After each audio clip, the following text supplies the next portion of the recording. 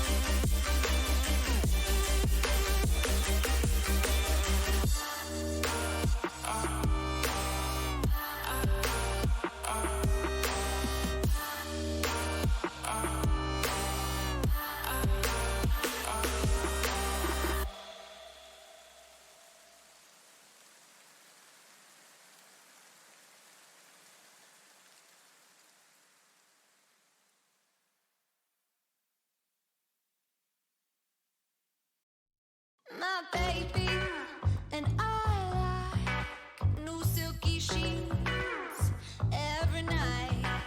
He buys me fur and whiskey neat and keeps on coming every week. Ooh, he wants the suburbs with schools in the summer, and we live by his mother. I keep my drugs in the cupboard 'cause I'm only sweet when I'm high. I'm only sweet when I'm high. I'm only sweet when I'm high. I'm only sweet when I'm high.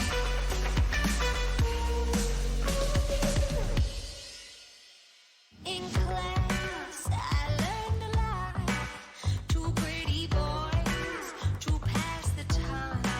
'Cause I got that good shit, American pride. Kiss the kids goodnight and take the Harley for a ride.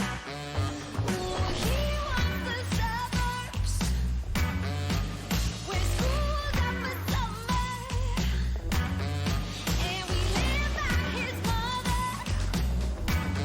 I keep my drugs in the cupboard 'cause I'm only sweet when I'm high. I'm only sweet when I'm high. I'm only sweet when I'm high. I'm only sweet when I'm high.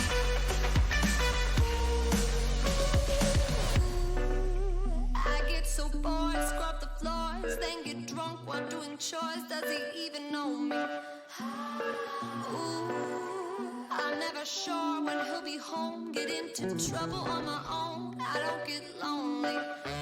Ooh, he wants the suburbs with schools out for summer, and we live by his mother. I keep my drugs in the cupboard 'cause I'm only sweet when I'm high. I'm only sweet when I'm high. I'm only sweet when I'm high. I'm only sweet when I'm high. I'm only sweet when I'm high. I'm only sweet when I'm high. I'm only sweet when I'm high. I'm only sweet when I'm high. I'm only sweet when I'm high.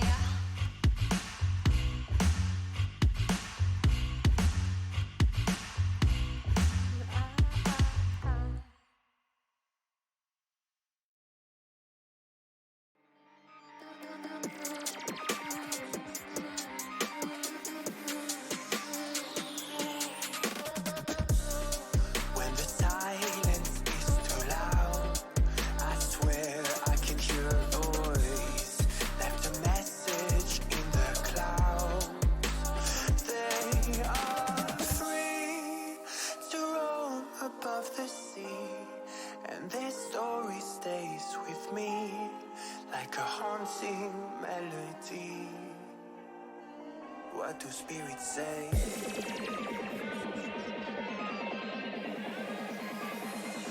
What do spirits say in a darker day? What do spirits say?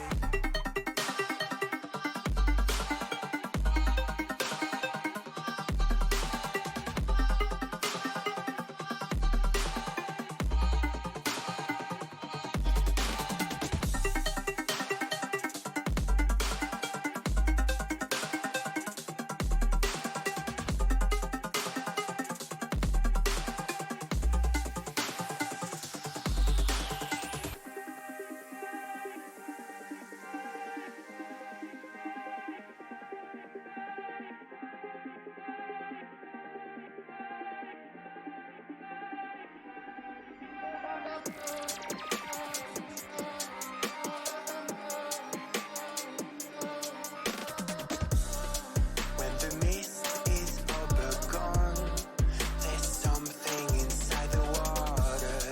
Don't know where they're coming from.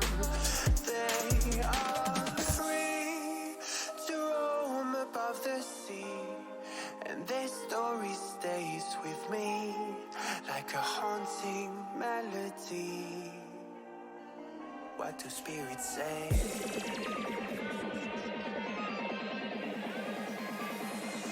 What do spirits say in the darkest days? What do spirits say?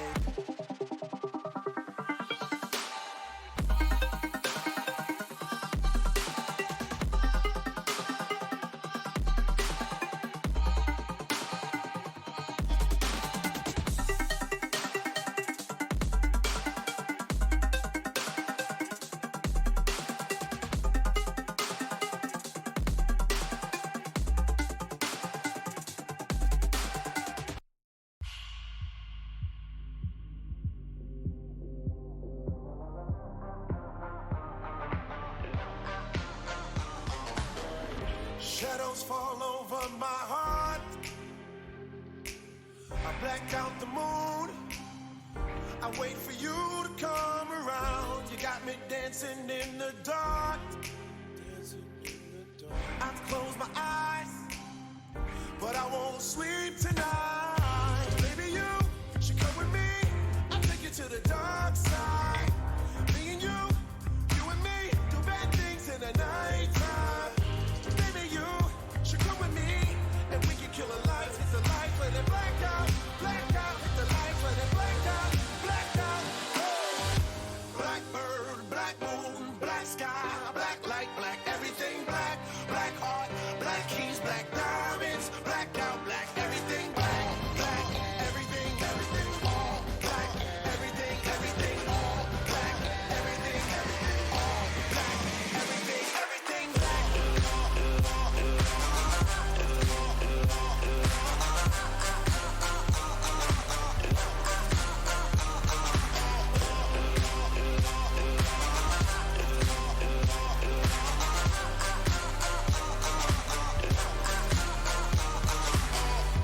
In a nocturnal state of mind, children of the night, but it's the only way of life. It's black holes pulling me inside of this black heart, the black soul underneath this black sky. Baby, you should come with me. I'll take you to the dark side. Me and you and me, do bad things in the nighttime. Baby, you should come with me, and we can kill a light, hit the light, let it black out, hit the light, let it black out. Blackbird, black moon, black sky, black light, black everything, black heart, black keys, black diamonds, black out, black everything, black everything, all black, everything, all black, everything, all black, everything, black.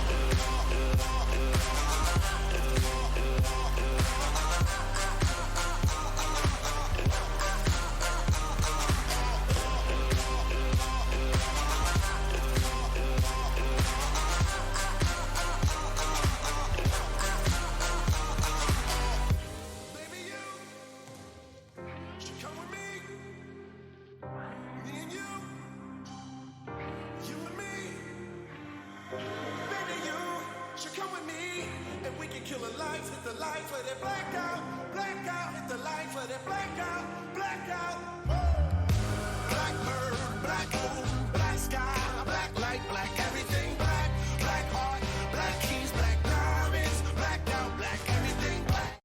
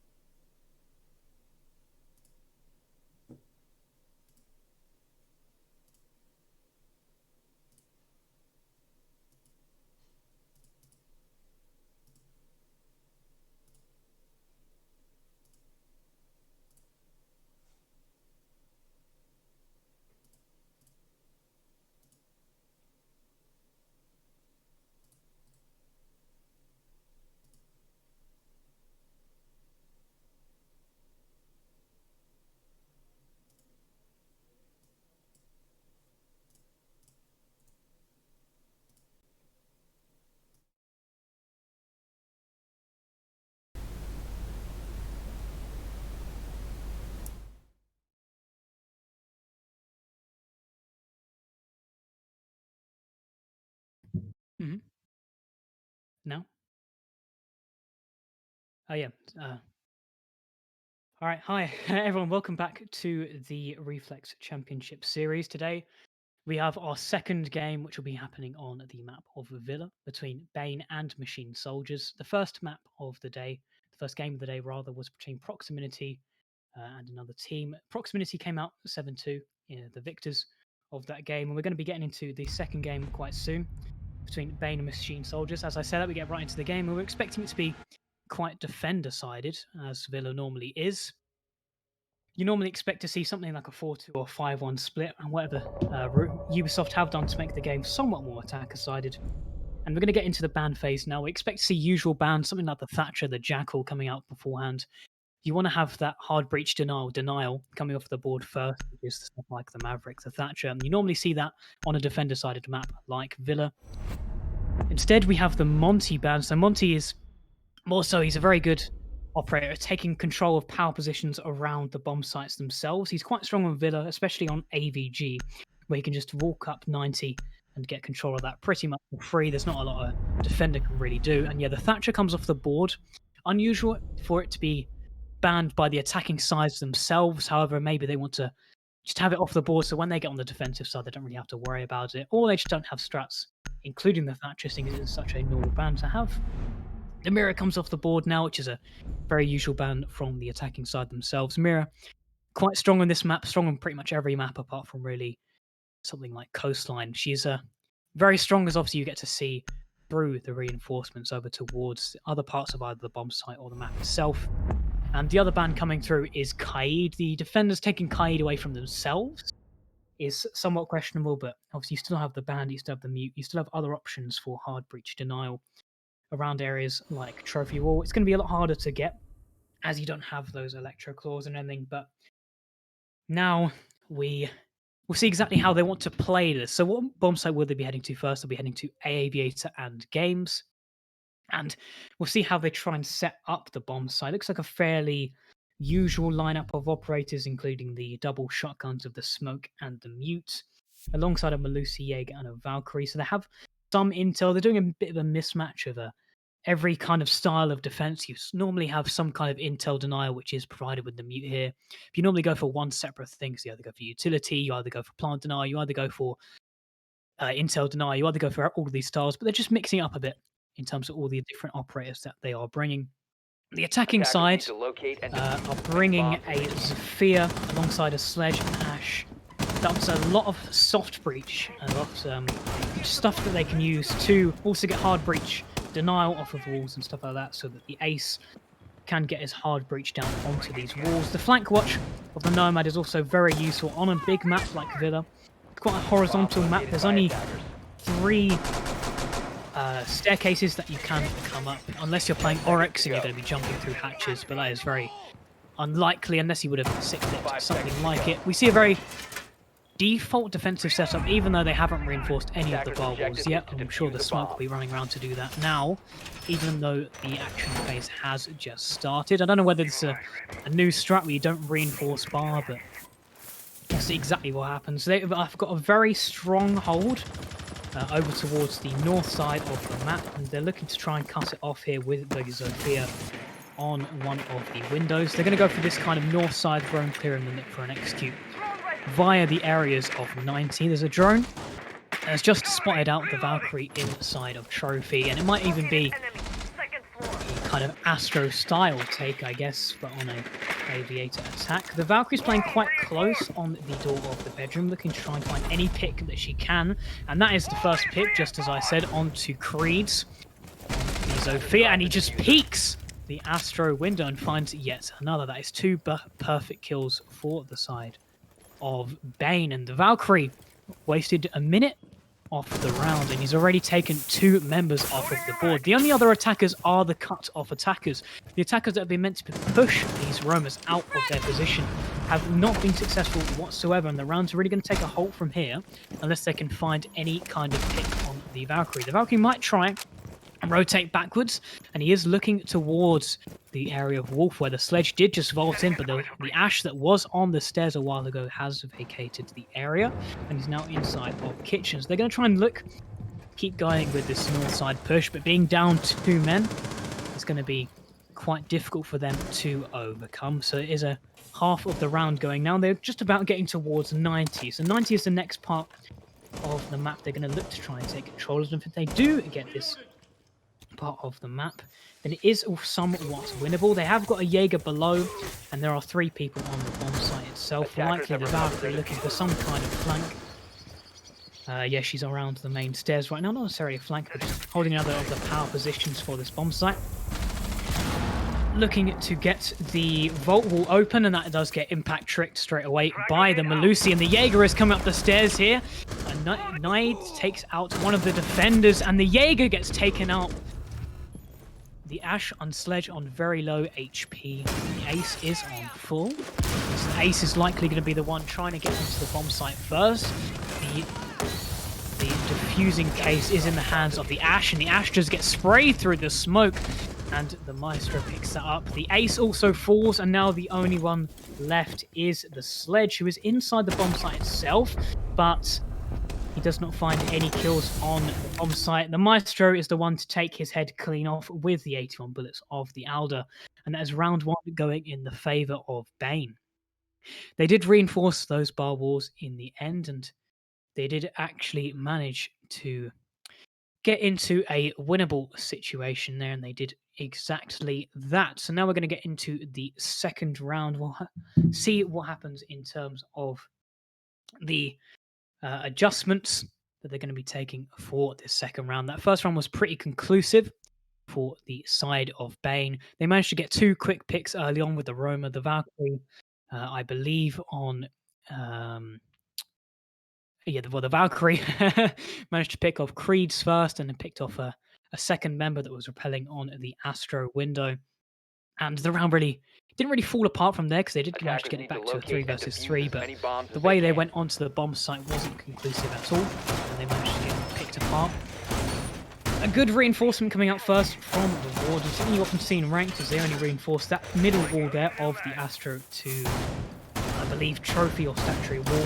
Reinforcing both of those means that a repeller on the Astro window does not get to see into the actual bomb site itself, and they only get to see the rotate. It's a very good reinforcement, and I recommend bringing it in all your defensive setups. They're going to do a very default setup with similar operators. You don't often see someone like a Warden that's likely just to bring the shield instead of the smoke, I guess, maybe to look through the smoke grenades that they did use in that first round to try and find their way onto the bomb site. A very linear attack, it looks like, will be coming out from the attacking side, or repelling up on this north side of the building. Not going for, I guess, a similar theoretical attack that they did on that first round, where they came from the opposite side of the building trying to clear out Romas. Clearly it don't work for them, so they're going to go very linear this time. Opening up a quick angle over towards bathroom so that they can actually be able to hold off anything. A Nomad air jab does go straight into the wooden barricade on the wall. A bomb has been located. A wasted air jab there, but on a linear style attack like this, the air jabs aren't actually the end of the world if you do muck them up. Nikki is going to be opening up the right side of the wall so you can hold the cut off between the main traffic area, the rotations of between the sites. And it looks like Creed is going in straight away into the neck of 2 attackers. Tajox on the close corner in here. He has definitely heard the Sophia walk in, but he's not going to peek as of yet. Fallen does take down his fellow Roma, and he has been droned out, so now he has to look for an aggressive peek and pre-fire. He knows that people are around his position. He has to look to find a way either out or a way to kill anybody that does approach towards his position. Fallen takes him down, and Fallen with the first 2 picks of the round. Only a minute and a half gone, and they have full control of the area underneath the bomb site, but can they convert that into a clean execution onto the bomb site itself? The next thing they're going to be trying to take control of is this area of Astro. It's another key area that really ties the bomb site together, and if they can get control of it, then it's looking very likely they'll be able to get control of the round. They have to make sure they don't get picked off by any defense. might play a bit more aggressive, knowing they're in a man disadvantage. The shield does fall, and Niklaus managed to whiff every single SMG-11 shot, and the L85 bullets of Attackers have located a TX bomb. take him out. Maestro peeking aggressively and whiffing all of his shots again. He has 81 bullets, but he just needs some of them to land. The Warden pistol does not manage to find a kill onto Nicky either, and Nicky cleans up the last kill of the round. He sees him in that corner of the bedroom, flicks over to his bean and takes him down for the second round to be going in the favor of machine soldiers. And we'll see whether the defense really try and change anything up on their defense of the trophy statuary bomb site. So they were playing done underneath, like most roams do on this bomb site now. A very popular way of attacking it is through that area of Astro, which the attackers did just do. So they have to hold it off somehow, and I wonder how they're going to try and adapt to that. They're bringing a bandit this time, which might not have really been the issue. They're also bringing a Wamai. I guess they're going to be going for more of a shield-oriented setup. I guess around maybe a closet extension or something like that. But the below roam didn't work as they didn't really have any crossfires. They just got droned out. The Ash just moved in, Attackers need to locate took their and heads defuse off with the bomb. R4C, and unfortunately for the rest of them, they just didn't manage to connect their shots with either the Elder or the SMG-11. They lost key gunfights, which meant that the attackers could win the round. We're going to see how they decide to set it up this time. It looks like a very similar setup. We have the Wamai underneath at the moment doing some reinforcements and some setup, and we're also seeing the smoke doing a very similar job to what the Wamai were doing last time. It's interesting to see the Wamai underneath. It wasn't really a utility issue underneath, but I reckon the Wamai will be starting to run up now and say that yes, he is. He's coming straight up the Astro stairs. He's likely going to be the one to play Attackers must in locate and defuse the bomb. a more aggressive area, setting up his magnets inside the bedroom itself. Actually, he's going to put them up in the corners. A simple drone can spot them out, but is anyone really looking at the roof when they're going to be droning out the bedroom? It's more going to be checking for whether there are actually any defenders in either of these rooms.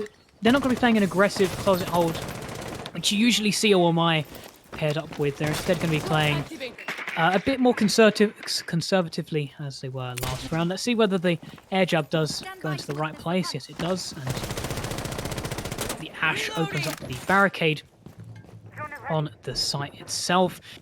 The reason why that is barricade is obviously just to cut off any lines of sight, but obviously only wastes really a mag from that R4C, and she's got so many in her pocket. It doesn't really matter. You're going to see the Sophia shooting out that barricade again and sending a drone into the Jaeger, who's playing a bit more aggressively on that window this time. The same with the Malusi. They're going to be looking to try and get into this first floor area. We'll see what happens. They're peeking the same angle, and this could spell disaster for them. However, the Malusi is killed. However, the Jaeger does find a good shot onto the first, and he managed to down the second. However, Creed does come in and find 2 kills to his name, which means that it's now a 4 versus 2. The Bandit playing pretty aggressively ledge, trying to convert that down that the Jaeger did manage to find. But now it's 2 versus 4 with the only 2 remaining members on the actual bomb site itself. So it looks like they've re-barricaded that doorway that the Ash did shoot out, and they're playing it very aggressively, looking for picks. Niklaus has found the first one onto T of the sledge, and he's going to be peeking the Astro stairs aggressively, finding a second one, which is Dutch, falling to the hands of the SMG-11, not whiffing his shots this time, and the MP5K of the other defensive member is going to have to try and convert now, as Niklaus has been lost. He's peeking bathroom aggressively, and he does find the kill. That is the diffuser now down onto the floor. Do they have intel on the last remaining member? It seems they do. He comes through landing, and Creeds is instantly taken down by the hands of the Wamai. The MP5K, the 1.5x sight, proving to be wonderful for him as the head of the Sophia gets taken straight off. And it's now into round 4. Bane finally converting on that bomb site in the third round, and they managed to somewhat change the way that they did defend that bomb site. They did obviously lose the 2 roamers yet again. They did manage to find the kill onto the Ash that was the main entry operator. So at least they did manage to, I guess, change the way that Rome went. The Bandit came down. It was looking really bad for them as they did get into a 4 versus 2, but the clutch coming out by Niklaus and also the Wamai of Ayubov. A very long name that's very difficult for me to try and even say during a round. I'm just going to call him by his operator name. But Get into the fourth round, and then we're going to be going to the tertiary bomb site of this map, which is Kitchen. We'd see some teams defending the library and dining site, but that is... No, sorry, library living site, but that is a lot more uncommon. The weird castle barricades coming up by Niklaus. Castle barricading up to the memo door. He breaks that straight back down. He might come back there and do it later, but I'm a very passionate castle main. Castle is the greatest operator in Rainbow Six Siege. It's going to be good to see how he uses these barricades. One going on the wolf door, which means they are going to be playing somewhat aggressively on this top floor, which you have to do in a kitchen bomb site. You have to try and hold on to this area of the map for as long as possible. And hopefully, for the defensive side, those castle barricades allow them to do so. The other one's going on top landing, which means that they're going to be less vulnerable from south side takes. However, the attackers don't look to be going for anything of the sort. They look to be going in straight through laundry, and they're going to be peeking straight onto the bomb site itself, and 2 go straight down to the side of Nikki, and the 3 roamers are actually trying to get onto the bomb site itself. Nikki planting the diffuser. Now it's a 2 versus 5, a 1 versus 5. The one remaining member is surely going to find his demise soon. He takes 1 down with him, but Dutch finds the last kill, and they go straight through laundry. They had only a Malusi Banshee protecting that entry into the bomb site. Nikki finds 2 beautiful kills, plants the diffuser, and the round is over within not even 30 seconds, not even 20 seconds. And all that defensive setup on the top floor was for nothing. The attackers just decided, you know what, we're going straight in. And that's exactly what I believe Beast Coast did against TSM a while ago. If you remember that NAL match where Beast Coast decided, you know what, we're not going to clear out this room, we're going to go straight in. And that's exactly what Machine Soldiers have done themselves, just entering onto the bomb site, trusting in their entry skill to be able to rush straight onto the bomb site. They're a very big fan of entering through this laundry area. They did it on both of the attacks of Trophy as well when they're doing this kind of Astro take. Stick picking from the smoke to the castle, so maybe they're trying to trick them that they're going back to Aviator in games when instead they're going to be playing the exact same bomb site with a similar lineup other than a Legion. So hoping that these Legion Gumas are going to stop a rush. They're not going to, but the thought is there. They're going to put up some extra barricades. They're going to put an extra bit of thought over towards this laundry side and just make sure they don't get caught out again. The same castle barricades are going up. And it looks like this castle is just going to run down back to site through red stairs. They're going for a very more conservative hold on this top floor. There's much less utility here than on the bomb site itself. Just some reinforcements, open up some hatches. The way that this roam is going to work is they're going to be trying to play very aggressive. And the way they're going to defend the bomb site itself is they're going to try and somewhat extend into Memo, where they have reinforced the 2 Memo walls. It doesn't look like they're going to be going for any kind of rush right now. Fallen is spraying down this barricade, maybe trying to trick people about it. He's going to shoot his projectile in there, take down what I believe to be the barbed wire that was on that window. A Nitro does go wide from what I can hear, and TX is going to be droning out the top floor. They have actually put bandit charges, or bandit batteries rather, on this wall, and Fallen actually just managed to kill the aggressive Legion actually that is playing on that doorway into the statuary area. You would have thought the Legion would be playing on the bomb site itself. His utility dumps come out over time. I'm going to try and stay as alive as long as possible, but no, he has been on the roam. We'll see whether Diego gets caught out here. He does get droned and does decide to fall back instead of challenge that person on the Astro Repel. Bandit playing very aggressively in laundry, and Tajox, he's found by Creed, who manages to peek him from that bicycle window. A perfect little cut-off there that he is holding. He's going to go straight down underneath to the basement, actually. It looks like he's going to be the attacker that's going to be playing quite lonesome. He's going to be more of a lurking style attacker. It looks like all the vertical is as well being open. Spikes, he does actually find a good kill in his aggressive position. He's going to be able to find his way back onto the bomb site itself, try and contest some of these vertical angles. We'll see what the Zofia does in this round. She is crouch walking up somewhere, and let's see whether she has any kind of effect. The Sledge opening up the vertical holes now. It looks like he can see the castle, and he does see him just there. Fallen shooting in his position as well. It's now a 2 versus 4. Creed is coming up the red stairs. Let's see if the bandit does actually see him. He knows about where his position is, but he does not manage to catch Sophia off guard. Lucy now looking at these vertical holes, and we'll see exactly what happens. Yeah, it goes straight to a 1 versus 4, and Spikesy is the last remaining member playing in the very small corner room outside of Memo. Creed's not exactly where he is. He's running outside, in fact, and he gets taken down by Fallen, who is around the laundry area, and it's just a convincing win by the attacking side again. It wasn't necessarily that the defensive setup was just poor or just lacking anyway. The attackers just knew how to attack the bomb site, and they knew exactly how to take advantage of the setup that the defenders did bring. So Machine Soldiers do win that next round, and it's going to be Aviator and Games as the last defensive site for Bane. We'll see if they can manage to get back to a 3 versus 3 on 3 in terms of round count. You often see Villa go for something like 4-2 or 5-1. It's a very defender-sided map, but I guess not today. Machine Soldiers have got the card, really, of Bane in their back pockets. They know exactly what they're doing, it seems, in these defensive setups for Bane. They're going to be playing a very similar setup to what they brought on that round 1. The round 1 was very Defenders, protect conclusive your bombs. for the side of Bane, so I guess they're going to be hoping they have the same kind of effect in this round, just to try and get them as many rounds on the boards before they have to try and attack this defender-sided map. Yeah, it looks to be exactly the same setup.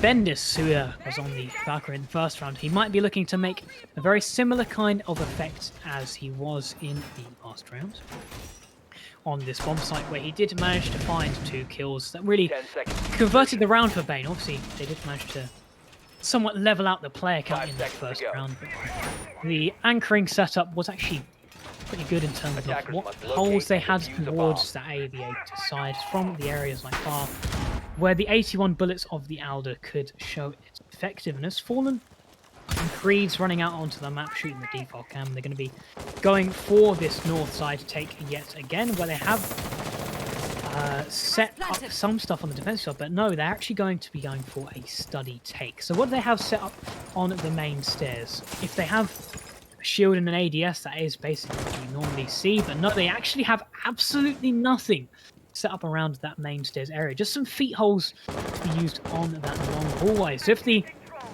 the attackers have intel on this, which they soon will with TX drilling out this area, checking through all these holes, they see, oh wow, main stairs is clear, so we can try and take advantage of this. There is a Maestro peeking it aggressively somewhat. There's also a Lucy peeking those holes, but TX only just misses the shot, misses the reflex, which would be necessary to try and take him down. The Maestro checking his cams, but this study side take isn't really stalling out at this point. They are managing to get some of these walls open, and they also managed to find an entry pit onto the Maestro, who was sitting on the bomb site itself. The north side roamers are rushing back to the site now, as they are somewhat vulnerable. I'm surprised the 90 player isn't actually actively holding that. He could have got some nice cut-offs on defenders trying to get back to the bomb site itself. And do they actually have 90 control? We'll see whether the defenders have actually managed to get back towards that area. Creed's, no, they do not. Creed's is actually playing around that area, and they have nobody playing inside of bar right now. Fallen is trying to take the fight on towards Bendis. I doubt the MPX is going to win a gunfight from that range. There's a fear of Creed's just rushing straight into bar, holding a very aggressive angle. It's now 2 versus 5. The Valkyrie not even looking at the position of the Zofia, and the last one remaining is Tajok's going to peek this doorway. Finds the Zofia first, but it gets taken back down from by Nikki. And the attackers, they just have their number again. Yet again, they just find a clean attack. And that is now 4-2 to the attackers on Villa. And we'll see exactly what they want to do on the defensive side. If they're having such an advantage for this attack, then it looks like they're going to be on their way to win this map. We'll see whether Bane have the ability to really turn this around. Because if, I guess, this map is now attacker-sided, it will be a bit different to what we're normally meant to see. In Pro League, you often see defenders going 5-1, 4-2 on this map, but I guess in this case, Machine Soldiers, they really do have an advantage, I guess, on this attacking side. So the defensive side are now going to be going for more of this intel-oriented defense. They have the Mute and the Mozzie to deny it from the attacking side themselves. The IQ has been brought to somewhat counter these Mozzie pests and also these Valkyrie camps, which will be providing intel for the defense. it's brought instead of like an operator's done the Maestro, Bane, Wolverine Attackers themselves. have located a bomb. The cams are going to be going in high traffic areas like Red 90 and also probably around main stairs or the bomb site themselves. The mute is going to be kind of like doubly used as both drone denial and also hard breach 10 denial. seconds remaining. TX is just vibing on Twitter probably, checking his DMs because at this point 5 seconds. he doesn't to really insertion. have to try. He doesn't even have any prep to do. He's just sitting on Twitter, Attackers are checking out heading the out to recent defuse the bomb. posts by, I don't know, Reaper or something, just saying, hey bro. Yeah, but yeah, he's just going to be vibing in Vault, and we're going to see exactly how the attack try and maybe take advantage of this. Maybe they try to go for one of their own rushes. They're going to be bringing some drones out now. We'll see whether the drone denial is actually out on the map for the side of Machine Soldiers. Obviously, the Mozzie Pests aren't out as of yet, as he is still just sitting in Vault. But the drones are heading towards main stairs, where the Machine Soldiers actually have people set up, which is a benefit for them. Because there's the actual way you're meant to be defending this, but Creed's is the first one to go down for the Jaeger. The 416 carbine is out, and now the shield that Nikki was playing on main stairs is also out. They have no feet holes for this long hallway, which could spell a little bit of, I guess, a demise, and they're also in the process, actually, of getting this bar wall open. A very quick succession of events, I'd say, in this attack. Is a very small little hole that they have got. It looks like they're just going to be trying to crouch through here. Nikki doesn't know exactly what they're going to be doing. TX does actually come back into the round. He's off Twitter, and he's now clicking on heads. So he turns it back to a 4 versus 4. The black ice that Bendis has on this R4C might be enough to turn the round, though. If you have got black ice on that R4C, you are instantly the greatest Ash main alive. And he's going to be trying to show everyone that that is the case. They're going to be peeking this bar bridge, and if the smoke peeks his little bean up from above that bar, he could find it being taken straight off of his shoulders, but instead he sits there nicely as the attack try and take control of this 90 area where Dutch is. Mickey does actually do exactly what I said, and he does manage to get himself taken down, and Bendis gets the Claymore kill on Dutch. Attackers have TX recovered their also diffuser. goes down and fallen. The last man standing, the MPX, he's 5-2 right now. Can he find 4 kills?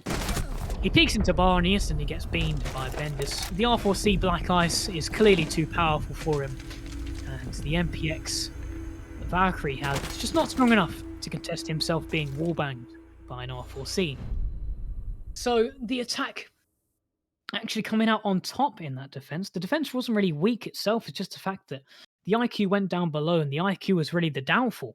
The IQ was the perfect, I guess, play to really counter what the defenders were bringing. He's going to counter yet again what is being brought by these defenders, as we're going to see a pulse. So IQ can see this pulse scanner. He's going to have live information on the live stream that Pulse is giving out on people's heartbeats.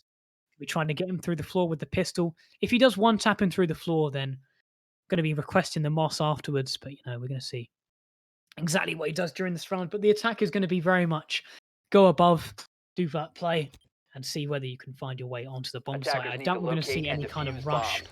like the Machine Soldiers did to Bane on their first defense of this bomb site, as we do have stuff like Aruni Gates, so you're going to be tanking, I guess, Aruni Gates, Saria Gates, I believe they're called.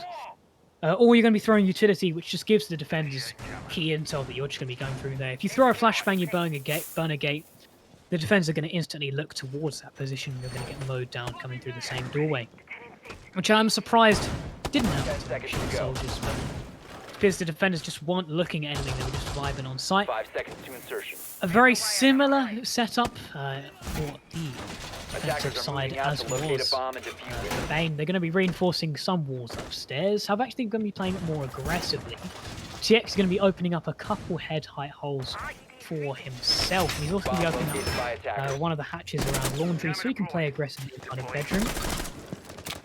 Creed is going to be playing inside of Aviator, so he's going to be looking to be that kind of flanking operator. He's going to be looking to try and, I guess, either waste as much time from all these drones as he has been thrown out by an attacker heading towards the direction, or just look to try and make an impact by getting some flanks. Unfortunate for TX there that he isn't quicker on the reflexes, as he could have found himself a kill onto Bendis. Bendis takes minimal damage at best from that, and they don't actually have anybody playing in here. TX decided, you know what, I'm just going to fall straight back off, and now they've just got nobody up here, and they've got drones coming straight through this area. They've fallen off with a minute, and now they're already getting vertical control, unless they're going to flank quite late on into this round. This is a really negative thing for the defensive side. There's no reason for TX to really be falling off in that situation. You can still play in this area. You have got yourself reinforcements. You've got yourself a couple of mute jammers and stuff like that. I guess not.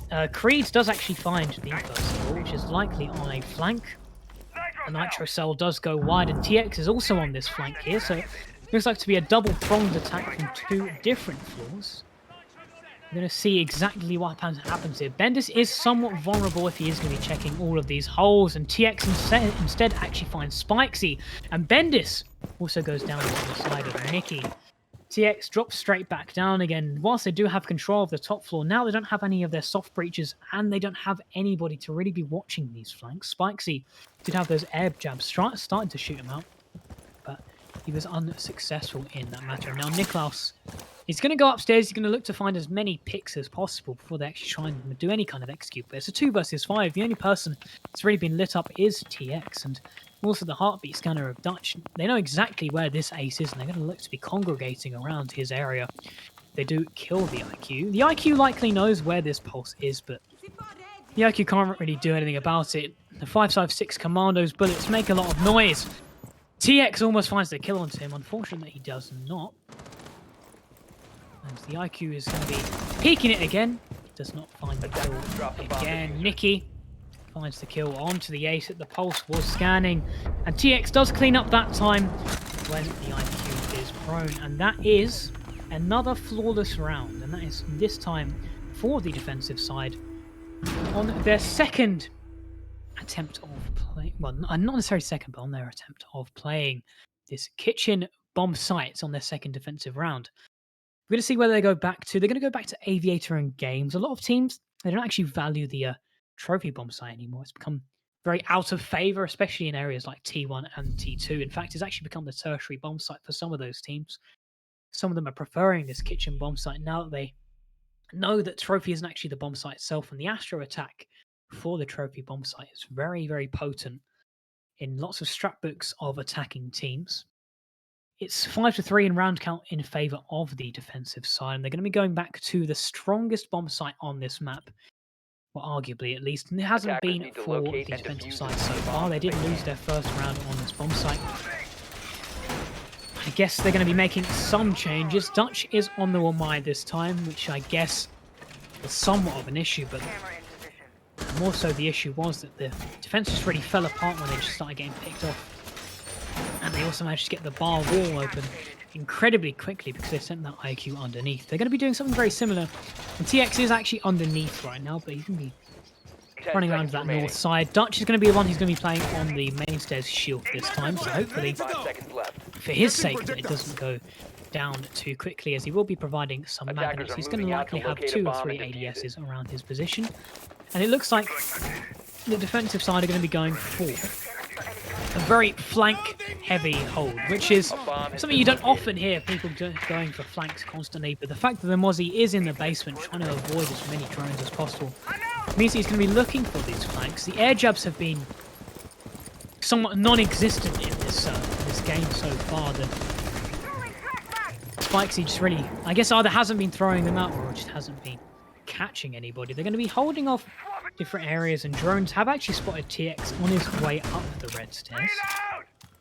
So he's going to be, I guess, not flanking anymore. He started in the basement, now he's going to be going all around this north side of the map, and they have got control underneath. They're going to start getting all of this utility for the IQ, and they have actually got a very stronghold around this area of the main stairs. Creeds is going to be holding off this area underneath, and Bendis is the first one to find a kill, and that's actually onto the smoke. Nicky is the first one down, likely from underneath, and the key plant denial that Nicky brings is really bad for them. And the L85 just finds yet another Creed. The 416, a very strong gun now straight off of the board, and now the walls are starting to get open, and it's going from bad to worse for the side of the defense. It's as if they just can't hold this bomb site. It's as if, you know what they're doing. They're just getting picked off one by one, and they're not really even really playing in the power positions. Dutch behind this pool table. This isn't really very powerful to play in. He should be playing in an area like Vault Attacker's bomb diffuser or has some been kind of dropped. attack like this. He's going to be playing very aggressively, and if he does find this kill onto the IQ, which he does not, that could have gone better for them. There is now 4 versus 2 and now 3 versus 2 actually, as Fallen does find a kill. He does get instantly traded though by the hands of the IQ eye above. And TX 10 and 4. He's the last member remaining for this defensive side. A Claymore right here. Does he walk straight into it like the last time? Attackers No, are he does activating not. the diffuser. It's now 3 versus 1. He has got an HP advantage. He does find the down onto the first member. The Ace is going to be the next one to contest him inside of Study, and there's another one playing inside of Vault. The Ace does find a couple bullets onto him, and TX with the P10 Roni gets taken down by the Claymore. He forgets. Oh, there's a Claymore on main stairs. I just walked past that. Oh, there could be another Claymore, and he just walked straight into it. Do you feel that Claymore was much more hidden than the main stairs one? He's unfortunate to walk into it, but there's been more Claymore kills in this game than there have been Nitro Cell kills, in fact. So Claymore is better than Nitro Cell, confirmed. We should be adding Claymores to the defensive side now. Removing Nitro Cells from the game completely. Defenders can have Claymores. We'll see if we find any more Claymore kills. I was wondering whoever was running that Claymore. Getting a bunch of kills in this game, but we'll see exactly what the defenders do now as they head to this trophy bomb site. They've decided not to go back to Aviator. They're not having any success with it. They're going to try and defend trophy. They were successful on the kitchen bomb Defenders, site, which is protect your bombs from being unusual. defused If you're, by if you're attackers. normally unsuccessful on Aviator, you wouldn't expect to be really successful on any bomb site on this map. It's very strong if you can hold the right areas, if you can hold the right power positions, and if you can win your gunfights, really. And that's exactly what Bane have been doing against machine soldiers in their Aviator defenses. But yeah, they're going to be bringing Attackers have located a lots of bomb. nitro cells on this defensive side of the machine soldiers. The fact that the pulse is actually 10 playing seconds below to insertion. means that they're going to be going for a lot of contention around areas 5 like seconds remaining. laundry, areas like memorial, areas like just essentially Attackers just are trying to heading stop out to this kind of defuse a bomb. Astra attack. The pulse scanner is going to tell them exactly where these attackers are going to be coming from, and if they dedicate enough manpower underneath them, they can use the full extent that these nitro cells do actually provide. The Mute, the Melusi, the Valkyrie, and the Pulse are all going to be bringing one, and the Jaeger with the 416 is his only asset, I'd say, other than his obvious ADS utility. They're going to be going for this Astra attack, no linear kind of closet side attacks, which is what the defense really would have wanted, because if they can use that pulse scanner from below quite effectively, it's normally going to be through vertical play. Dutch, he's only 1 and 5, but he has been putting on a decent performance in terms of what he's been doing, supporting his teammates with his utility, and also probably his play of operators like this pulse. Fallen's the first one to take anybody off the board, and that is the Sledge. The Sledge not entirely useful for this kind of bomb site. He does obviously provide the grenades, which is going to be something key that's taken off the attackers, but obviously his sledgehammer's not going to do anything if the roof or ceiling is 20 meters above him. We're going to see what happens exactly now as the Dutch, the player underneath, is now in the bomb site itself. Creed's is actually unfortunate, despite that kill onto Bendis, who had absolutely no idea that those holes were there. They're going to be pre-firing each other a bit, trying to find any trades that they can. If the attackers do find a pick, then they could be successful in this round. Spraying up through those vertical holes, Bendis loses the vast majority of his HP. That's exactly what they're going to try and do. They have to find a pick, they have to find some kind of way to get onto the bomb site itself, and also open up this main wall. There's little, if any, denial on it at the moment, so they could just chuck one of the Selma charges, I believe. Cool. They're going to have one on the Astro window. This player is to cut off any rotations back towards the site. Fallen, however, takes away that Nomad who has been providing those air jabs. The only time I've ever heard an air jab was right then. Bendis, in fact, is now downed as well, and it's going from bad to worse for this attacking side. Nitro cells are going to be coming out now. Nicky chucks one over and he finds a kill onto Bendis. Only 10 HP to be taken off, and he takes exactly that. Dutch finds a kill with the UMP, and he finds the second one with the UMP, the greatest gun of all time, in the hands of Dutch, and he just swings the door and finds 2 kills. The ace and also the other operator in that situation going down to his UMP, and it's not looking good for the attacking side as they are now in a 4-6 situation. It is match point, and they're going to be looking to turn it around. They're going to be going to dining room and kitchen, actually, the defensive side, and it's going to be Bane. They have to turn it around. They lost this bomb site the first time that they attacked it, and we'll see exactly what happens as they attack it yet again. Are they going to go for that laundry rush that machine soldiers did to them, or are they just going to take it slow, calm and collected like they did in that last round? They're bringing lots of in terms of the breaching charges, the Attackers need to projectiles locate that and Ash defuse brings, as and also many the bombs as they sledgehammer can. that the Sledge brings. Aptly named Sledge, as he does bring a sledgehammer. A massive hammer that he just bonks the walls with, bonks the floors. He just makes lots of holes that you can use to be looking through. It's a very similar setup to what we saw last time on the defensive side. Bringing the Aruni yet again, changing up the positions of the Syria gates. Maybe looking to contest his top floor a bit more. Maybe TX can actually find the aggressive kill that he does 10 seconds set up remaining. for himself with that nice long peek into the jump 5 in seconds into to the closet insertion. window. He was not droned last time, and he almost managed to find pick on Attackers must to locate and Bendis, defuse I the believe, bomb. who was playing the Sledge. He's going to be setting up that same angle again, but it looks like the attackers are going to be going for this south side south side take rather. So are they going to be going for a horizontal take, which is very uncommon to see? However, Creed is around this area, and you would be the first point of call for the defenders if that is the case. He's going to set up a nitro cell, and he's likely going to explode that as soon as he sees any attackers coming in. If he explodes it right now, which he does, he finds a kill onto Bendis. And he also finds a down onto Spikesy. That's lots of HP off the side of the attackers. One member as well.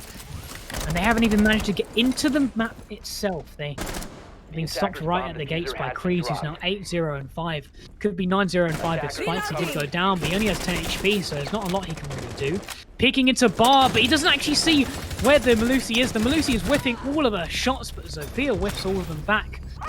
This does become a 3 versus 4 as the Sledge does find a bean with the L85.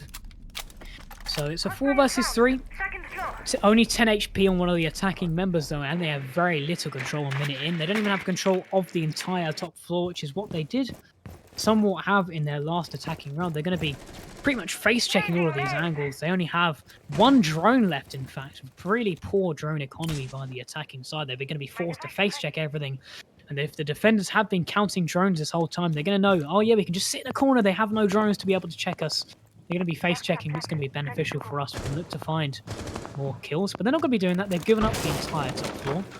They're holding this first floor somewhat vertically. The Pulse manages to wriggle his way back to the bomb site itself. And now they're going to be chucking their C4s right up above. And Dutch does exactly that. It's now a 1 versus 4. In fact, the Syria gate takes down the Nomad.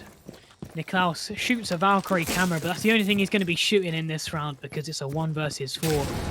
Another Nitro Cell comes up. It does go wide, but there's no drones and there's no hope for Niklaus unless he finds the God 1 versus 4. You can hear the air jab in his headphones, which is going to be clouding in a bit, but he gets instantly peaked. He does actually find a kill onto Creed, so I guess he is actually shooting things in this game. He has 40 seconds, so what he has to do is just find 3 separate 1v1s to help him back into this round and help his team actually get back into this game. He's going to be breaching this wall and back stairs. There is a lot of presence around his position, and unless he can find 2 quick 1v1s, there's no way for him to actually get onto this bomb site or have any chance of winning the round. He smokes off, but there's a Malusi Banshee right in his way, and if he's going to go through that position, he's going to find his demise. And he finds it even quicker because Nikki with the SMG-11 puts him down, and that is Machine Soldiers winning this map.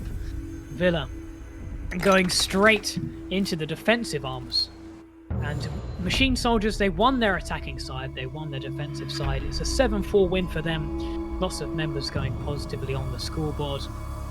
And yeah, it was just a somewhat conclusive win. Obviously, Bane were fighting back, but a very good win, I'd say, for the side of Machine Soldiers. And they win Villa. 12 kills for both Nikki and TX. And They were just fragging through that entire map, and we're going to see what happens in the third game, actually, which will be coming underway pretty soon. So we'll be seeing everyone for that. But for now, we'll see you all later. Machine Soldiers coming out on top.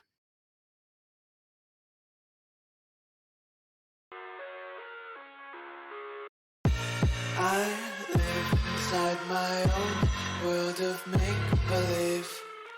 Kids screaming in their cradles, profanities.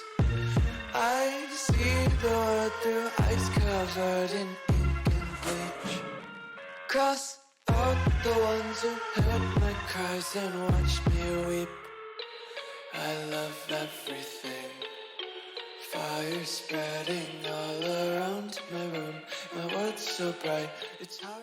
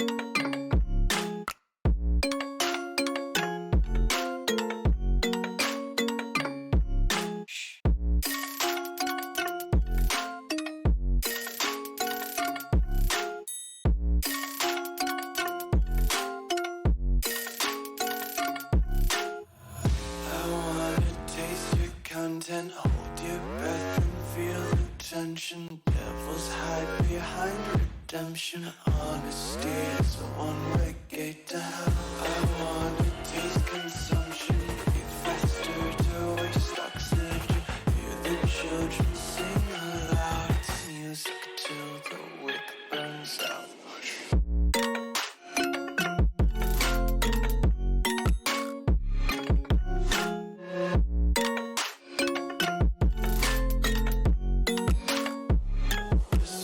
Be carefree lately, yeah. Just kicking up daisies. Got one too many quarters in my pockets. Counting like the four-leaf clovers in my locket. Untied laces, yeah. Just tripping on daydreams. Got dirty little lullabies playing on repeat. Might as well just ride around the nursery and count sheep.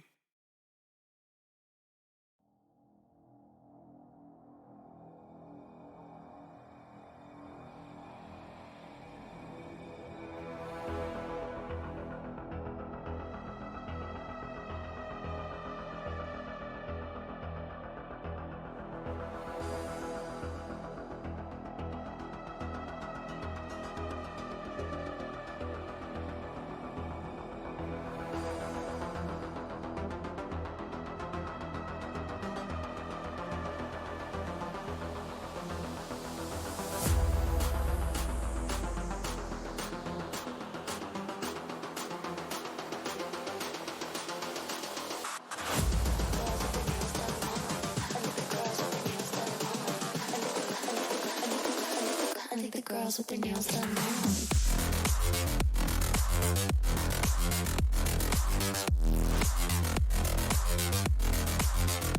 Girls with their nails done. I like the girls with their nails done.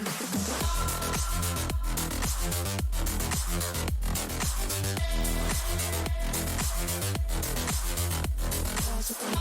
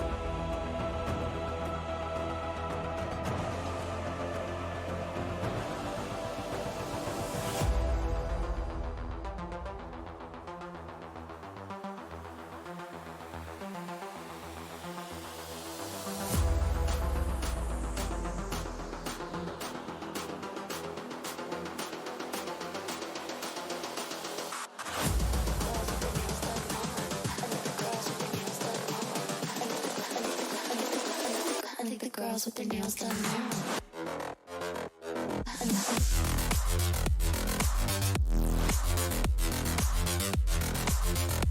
Girls with their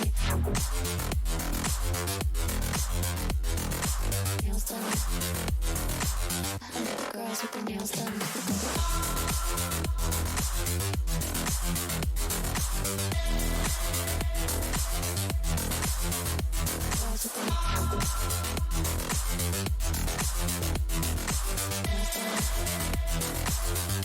Girls with their nails done.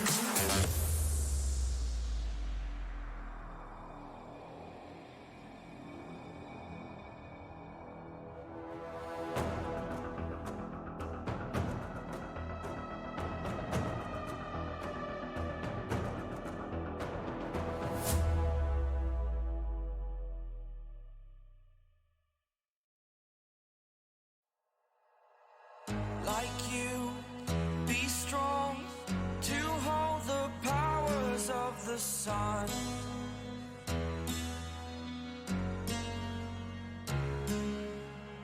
To dream, believe in strength. Now I'm the only one, only one.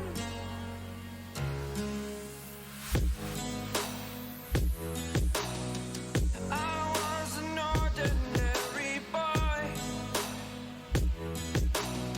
until I broke the rules. My life destroyed, life destroyed. Until I woke awake, scream my mind, I shout, the ground shakes. How much can I take? My mind will break. Will it break? Can I take? Can I be your superhero? Superhero.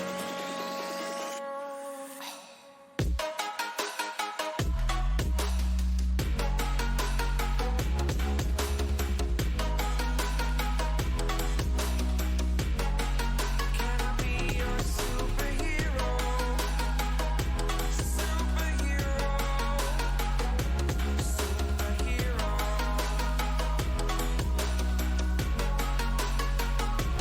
Superhero.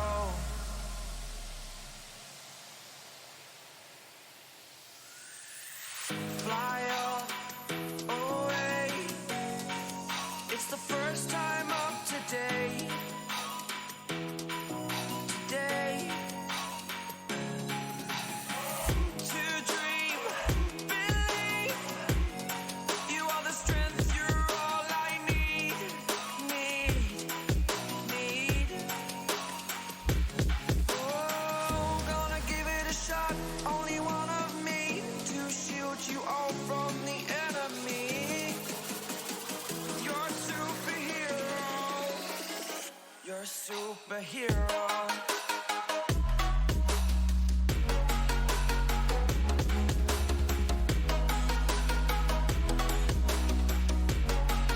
Can I be your superhero? Superhero. Superhero. Superhero. Can I be your superhero?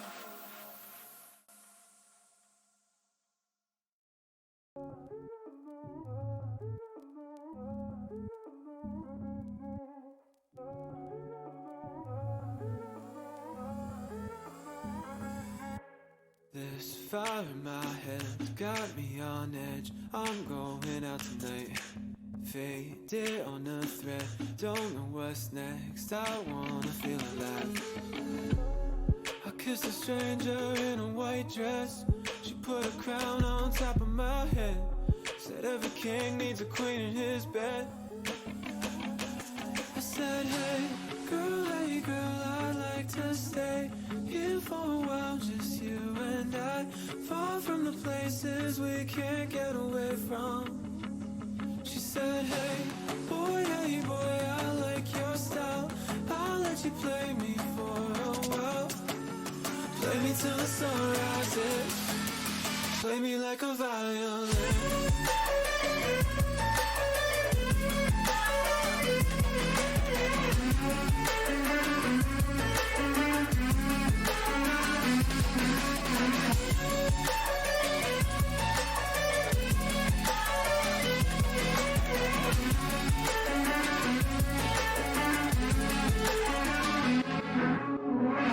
Here with you now, not coming down. Leave my insanity up here in the clouds. Look what we found, oxygen we can breathe.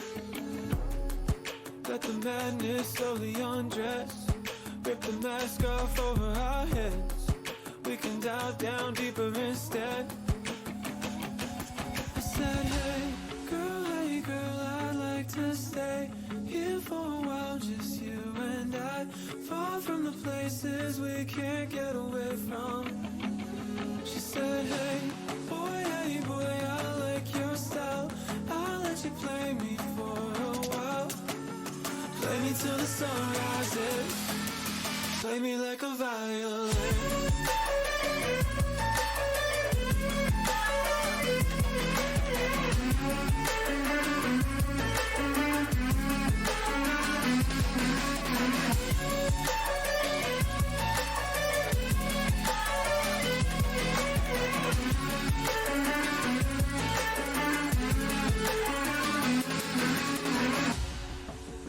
Play me till the sun rises.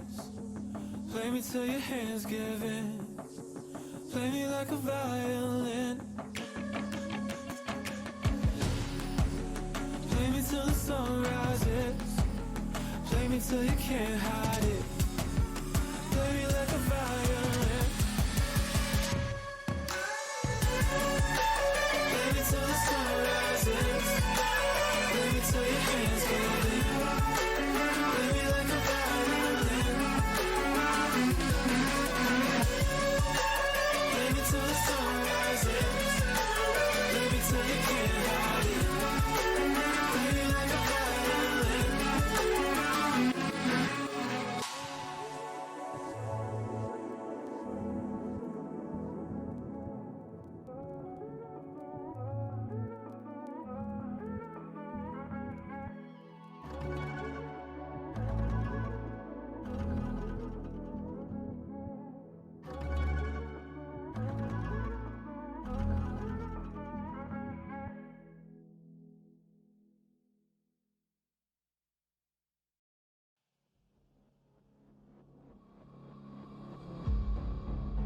From dusk till dawn, I'll make my way. I'll make my way.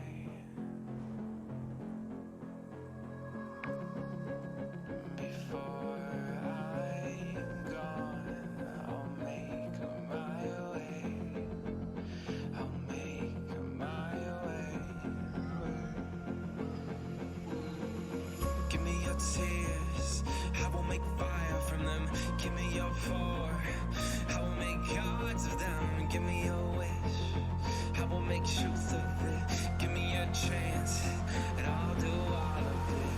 I will become what I'm meant to be.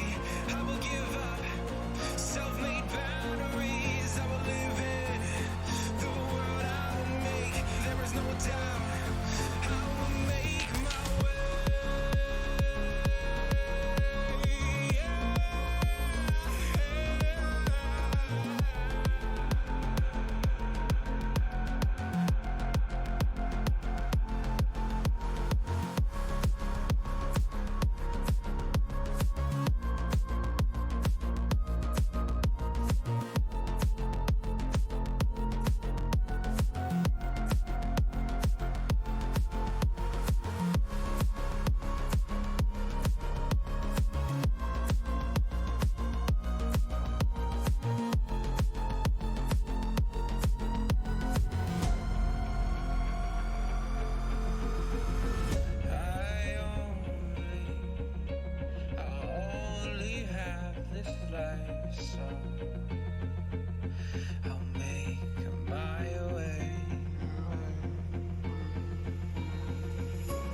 Tears, I will make fire from them.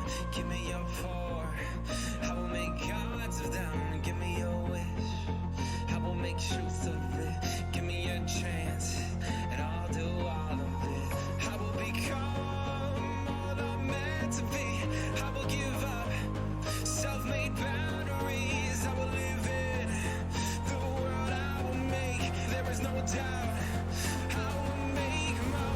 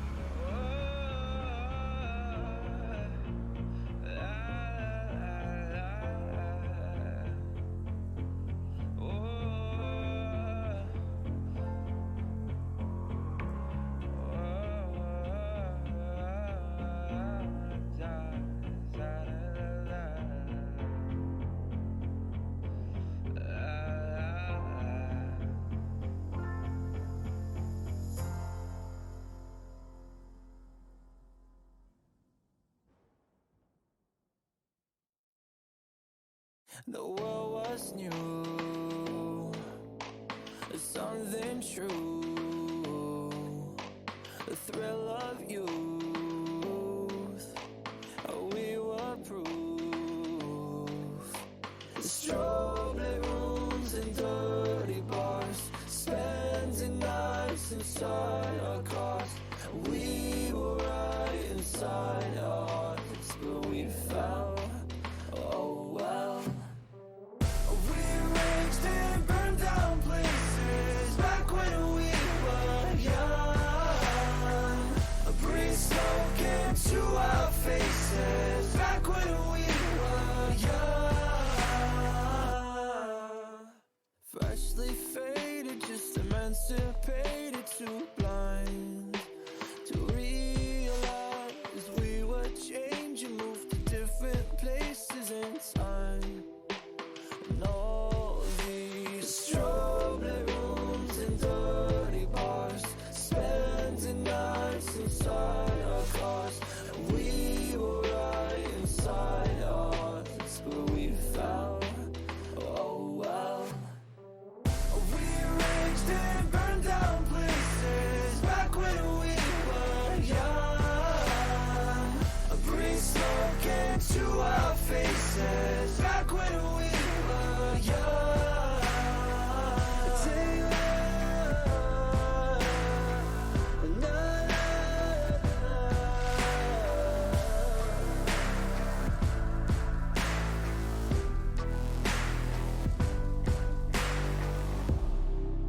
We tried to stretch the time, we lost track of the nights.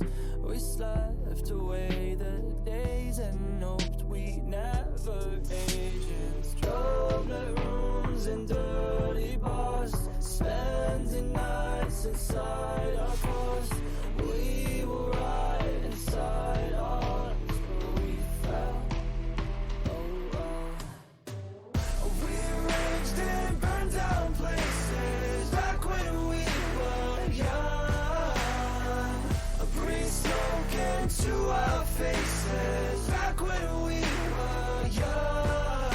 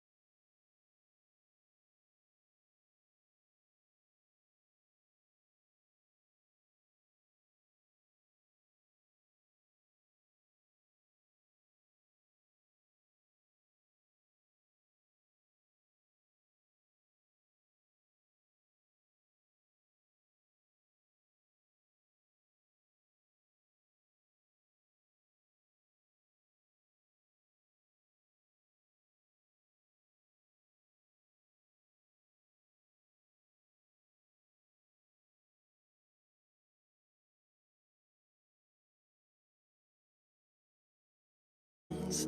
She gets everything she wants when she gets me alone, like it's nothing.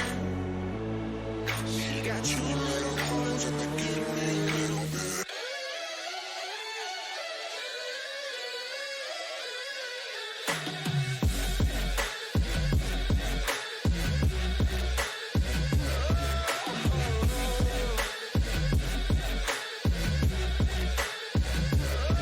She got horns like a devil pointed at me. There's nowhere to run from the fire she breathes. She got horns like a devil pointed at me. There's nowhere to run from the fire she breathes. She got horns like a devil pointed at me, and there's nowhere to run from the fire she breathes. Horns like a devil pointed at me. She got two little horns and they give me a little bit.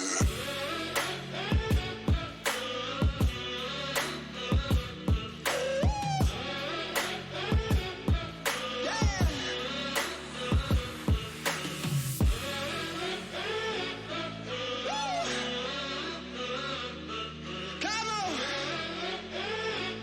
She got two little horns and they're getting me a little bit.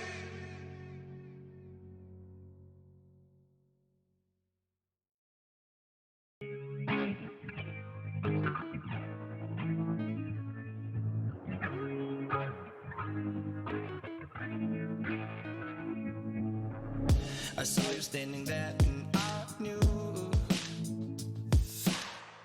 I'm done for, it's over, I'm through. Oh, and playing games from the start. Oh, sinking your nails in my heart. No, you bring out the worst in me.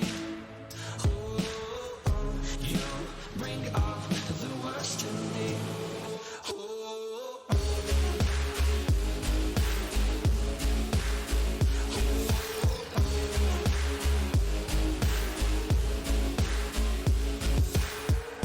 Looking back in my rear view, nothing, no nothing can change you. No, I decided to play when I knew you were fire.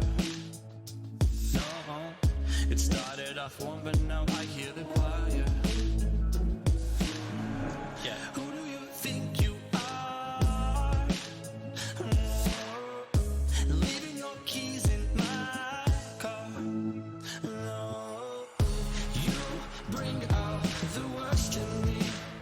Oh, you bring out the worst in me.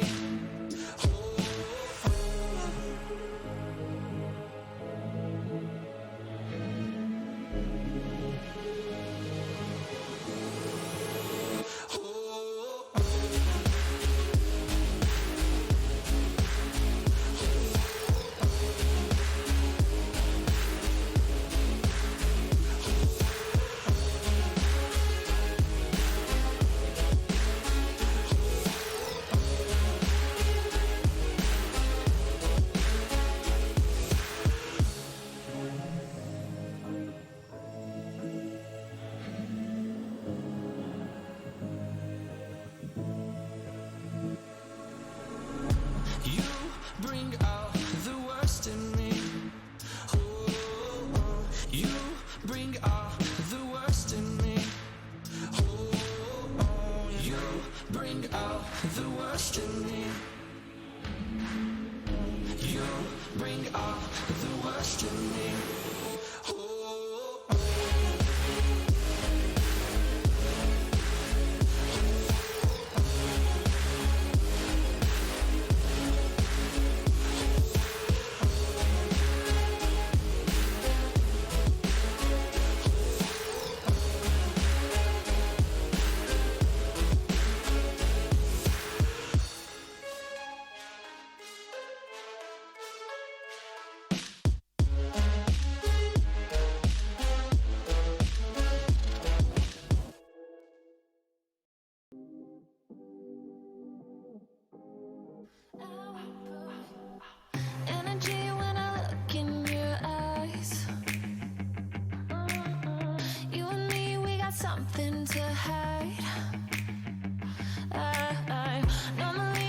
chance passed me by. Suddenly, you're the thing I desire. Ooh, got a call, got a wish, got a wall, gotta let it go. And ooh, going home and I'll wait for you. I'll wait for you. Ooh, gonna break down the wall till I'm by your side. Ooh, going home and I'll wait for you. I'll wait for you. I'll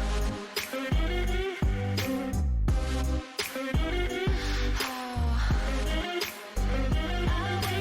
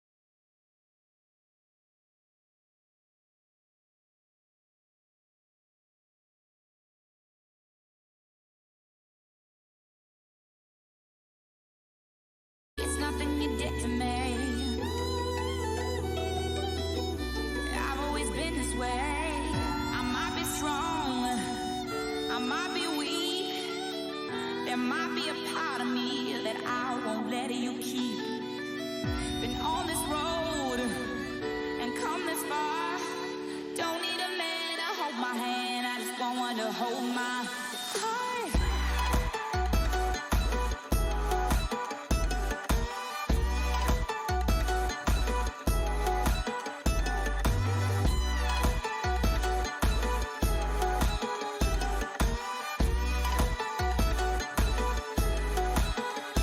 Don't be afraid to hold this.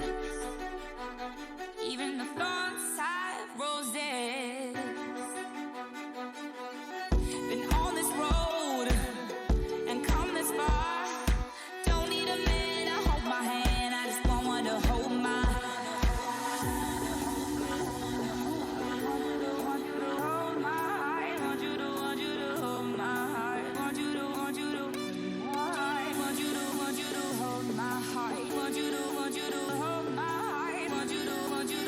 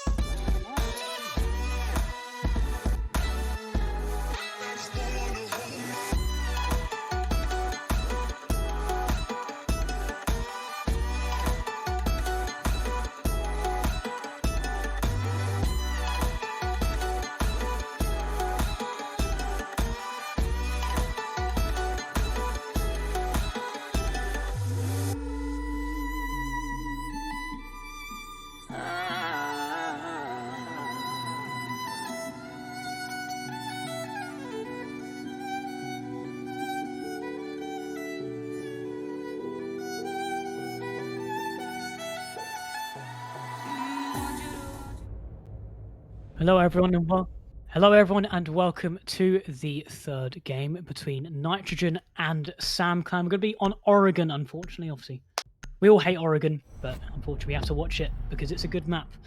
And Thatcher is the first one off of the board, a very default ban. I'm here with Ryan.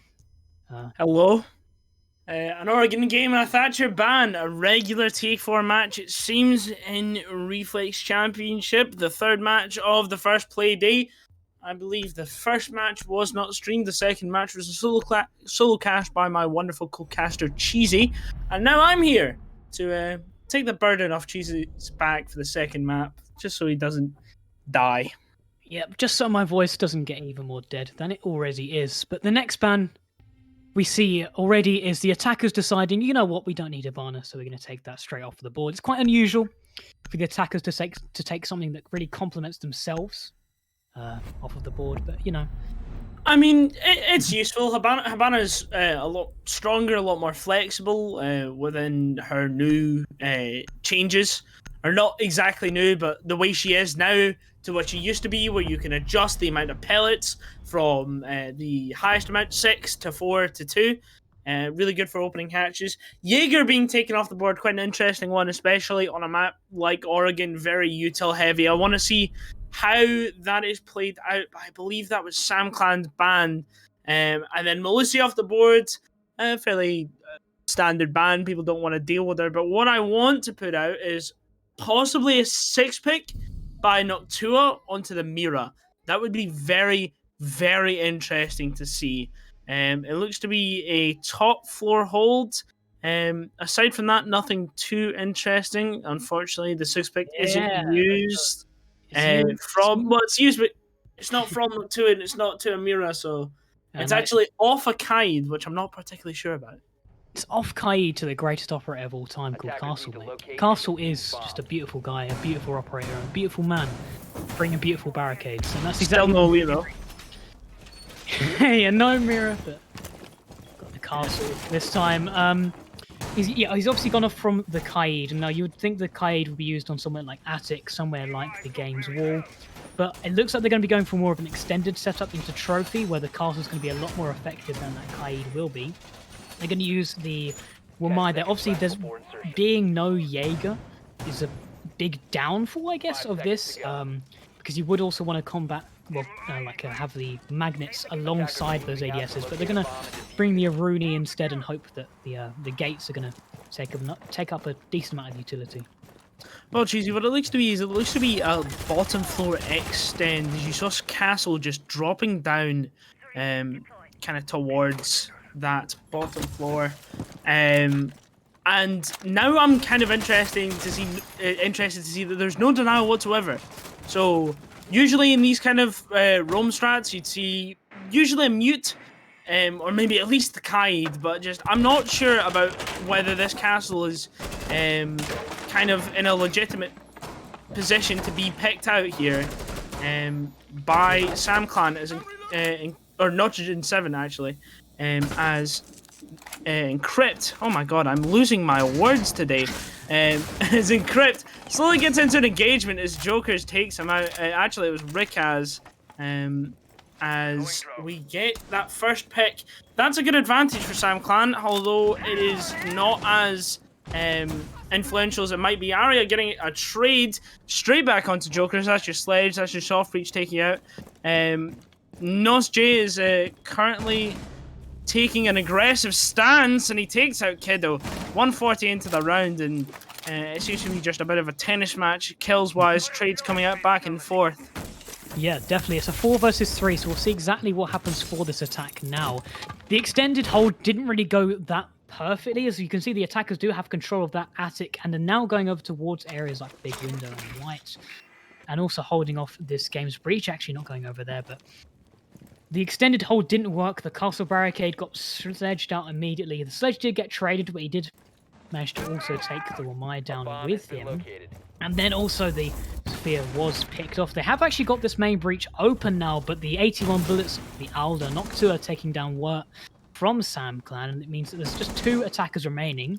The Ash does have 2 drones left, but 2 drones to try and find 4 different people is not really going to do him any wonders. The smoke does miss. Maybe Rikaz can look for some kind of plant, but it looks like they're going to be playing quite aggressively, looking for any kind of hit that they can. Rikaz has taken a lot of damage, and the smoke nade comes awfully close. However, 11 does find a kill on to Noctua, who was the Maestro, and he does unfortunately get downed by that player underneath the bunk, and the UMP of the castle takes down Rikaz, who was the last member on that flank. As you said, he did drop down to that first floor, and he did make it worth his while.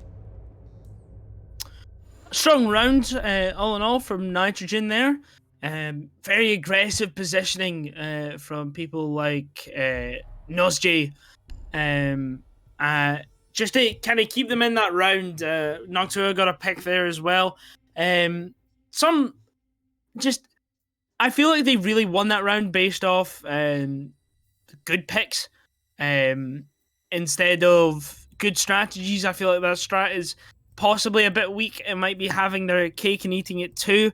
However, SamClan just failed to clear and failed to get the trades just in that position. They failed to be strong enough to kind of take out that main bulk of, they got trophy, they got master, didn't have to worry about below because, there was only Castle playing below and he doesn't have a C4. But they weren't able to take out that main bulk of, you had, I believe it was Encrypt on the Aruni playing, maybe an Aria playing Hobo. It was Noctua on the Maestro playing inside of kids' dormitories. Nostri inside of White Stairs. Just those 3 big areas with those 3 big operators is a lot to deal with, especially with 2 people with limited time and limited utility. So I think SamClan kind of have to wisen up a bit and hit them hard for this basement attack. But the way you normally hold, if you're going to be extending over the armory side of the map, is you actually have to play in armory. Because if you sit inside a trophy there, you saw exactly what happened there. Was the sledge just repelled and just decided, oh, you know what, I'm just going to sledge open this castle barricade, and you got it open straight away. So you have to contest into armory. That's where you normally put your cast in, because he's obviously going to die in that position. But you open up some angles for him to look on towards the master. A master door, maybe you even cast up like the little cubby door as well, try and force them to come in, force them to use utility and stuff. He has got his uses in that area. Casting up that doorway, there's no pressure around it, which means you can literally just walk up and even melee it if you wanted to. Oh, there wasn't anything stopping them from getting anywhere near it. So if you are going to hold that side of the map, you have to be able to hold it like fully. Now, my guess for that would be them, again, trying to have their cake and eat it too. With them going, okay, we want someone playing below, but we don't actually have the operators to span such a large amount of ground. So they take their armory op out, which would be castle. They barricade the door off, thinking, all right, that's all hunky dory. They have no reinforcements on master to armory hallway wall, and they get sledged open. Pressure comes out. Lego dies. Yeah, it's not a particularly conclusive. It was encrypt. Oh my god. Yeah. I'm just forgetting names left, right, and center. Mhm. This is a brilliant start for me.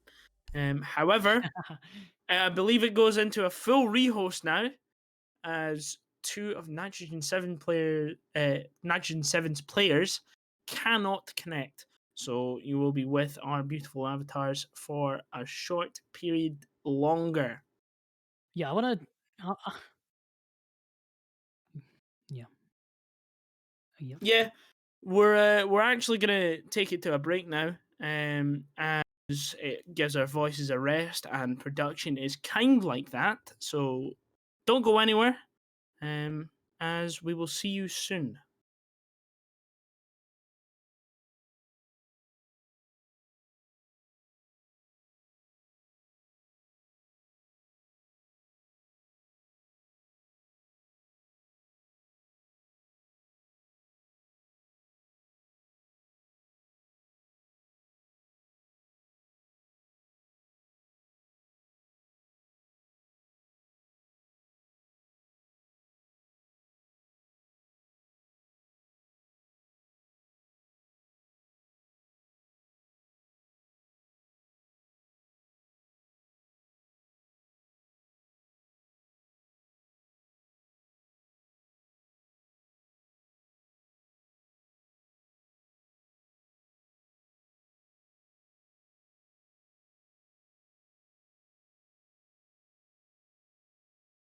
Just let me go.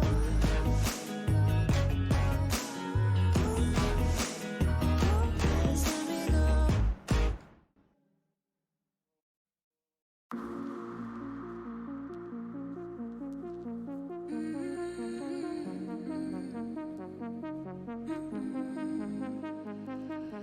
I've been told you can't forget where I've been once I have left. I wanna hear what that mark meant.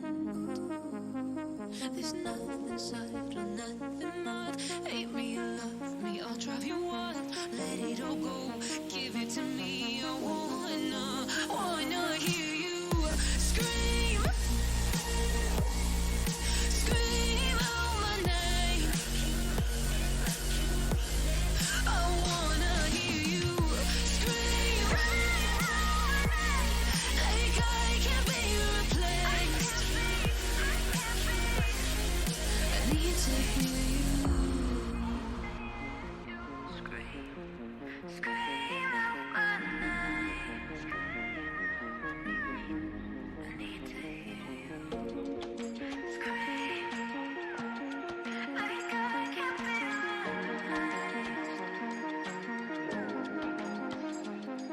Can't take for granted where I've been. Went through hell and back again. Scars on my mind, and bruises and skin. I lean on you when times get tough. When they drag me down, you pick me up. So let it all go, give it to me. I wanna hear you scream,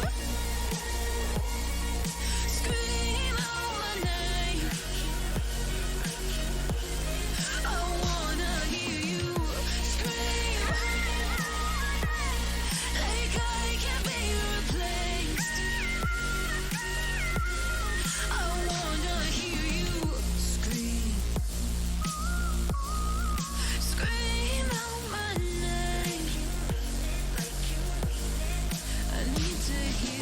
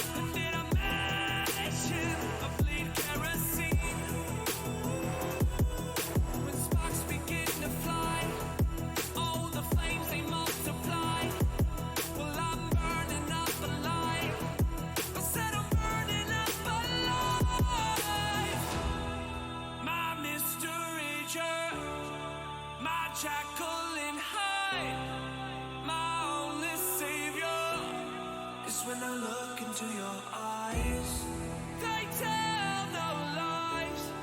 I can feel the conversation starting to arrive.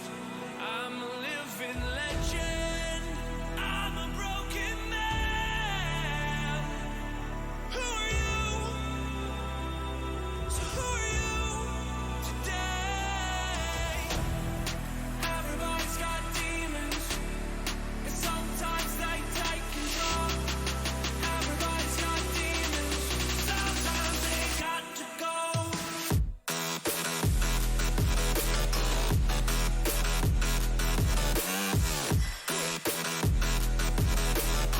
Sometimes they got to go.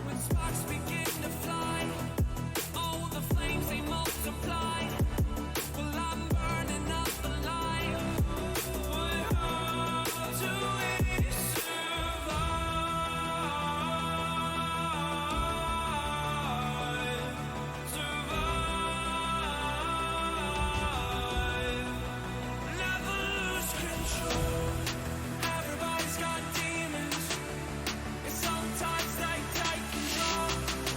Everybody's got demons, sometimes they got to go.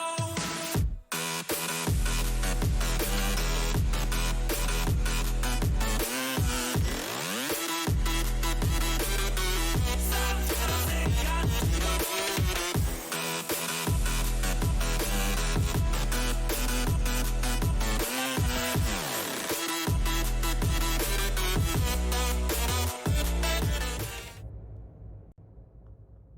Welcome back to Nitrogen 7 versus Sam Clan, and never mind, as Nitrogen's round has been gone and reduced to atoms, as Thanos would say, as it's a bit of a failed rehost. We'll get that fixed for you real quick.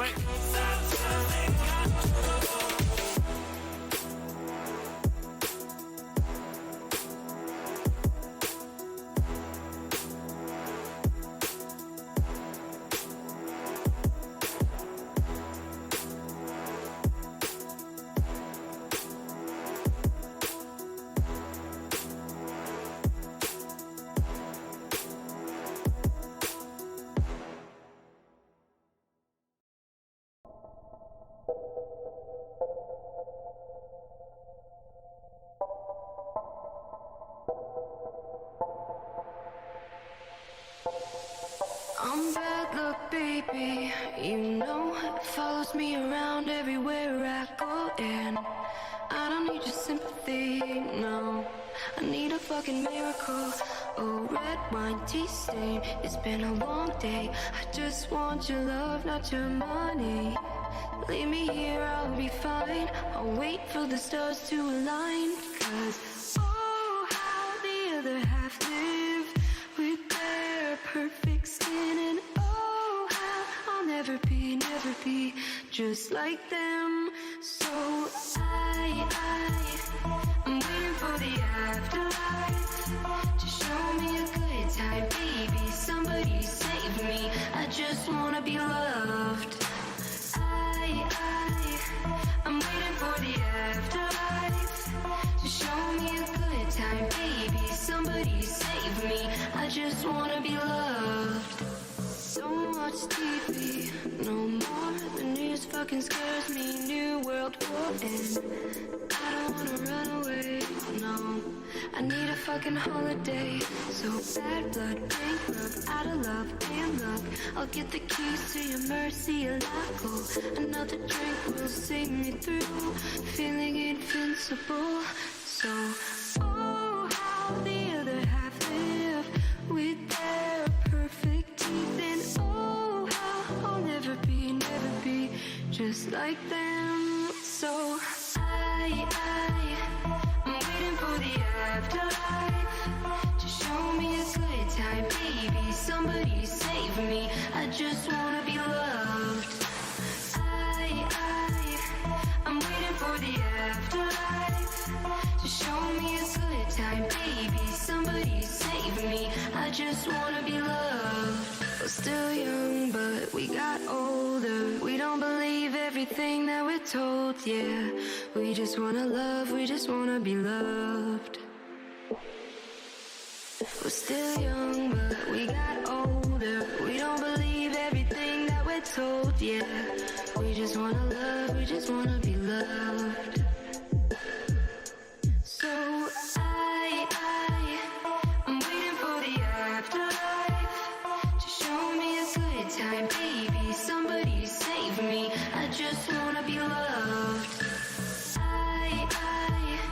I'm waiting for the afterlife to show me a good time, baby. Somebody save me. I just wanna be loved. I'm waiting for the afterlife to show me a good time, baby. Somebody save me. I just wanna be loved.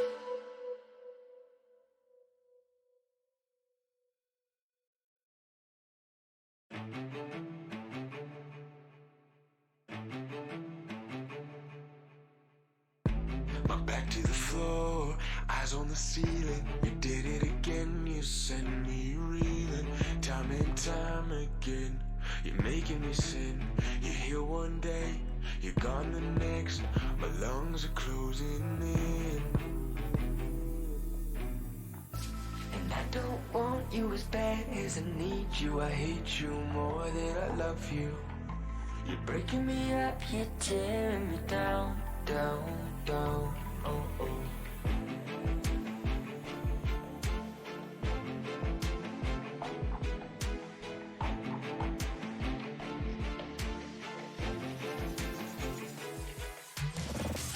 I know that I don't want you as bad as I need you. I know that I don't want you as bad as I need you.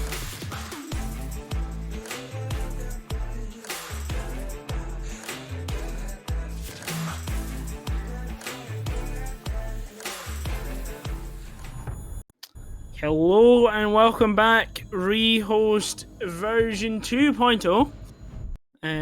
The rounds have been fixed. We are all good. Cheesy, Yes, boss. what do you think? Basement site. How do you think this is going to play out? It's going to be, from the operators alone in this first segment, it's going to be a very strong blue and pillar hold. These operators are all very strong at holding that area of the map. There's lots of small little doorways that Irene can put her gates on. There's a lot of small little areas that the Goyo can use as shields. Smoke is very able to sit in elbow, and the Maestro cams, there's somewhat open areas as well, so the Maestro cams are really going to elevate the defense in those areas.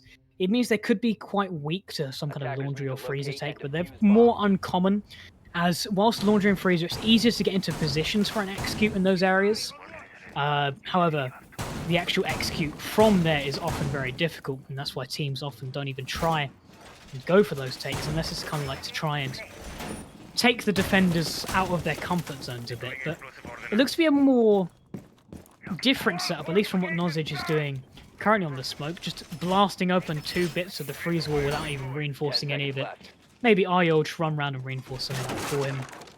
But yeah, we'll see exactly what the setup's going to be. There's nothing more terrifying than a proficient smoke sitting in elbow.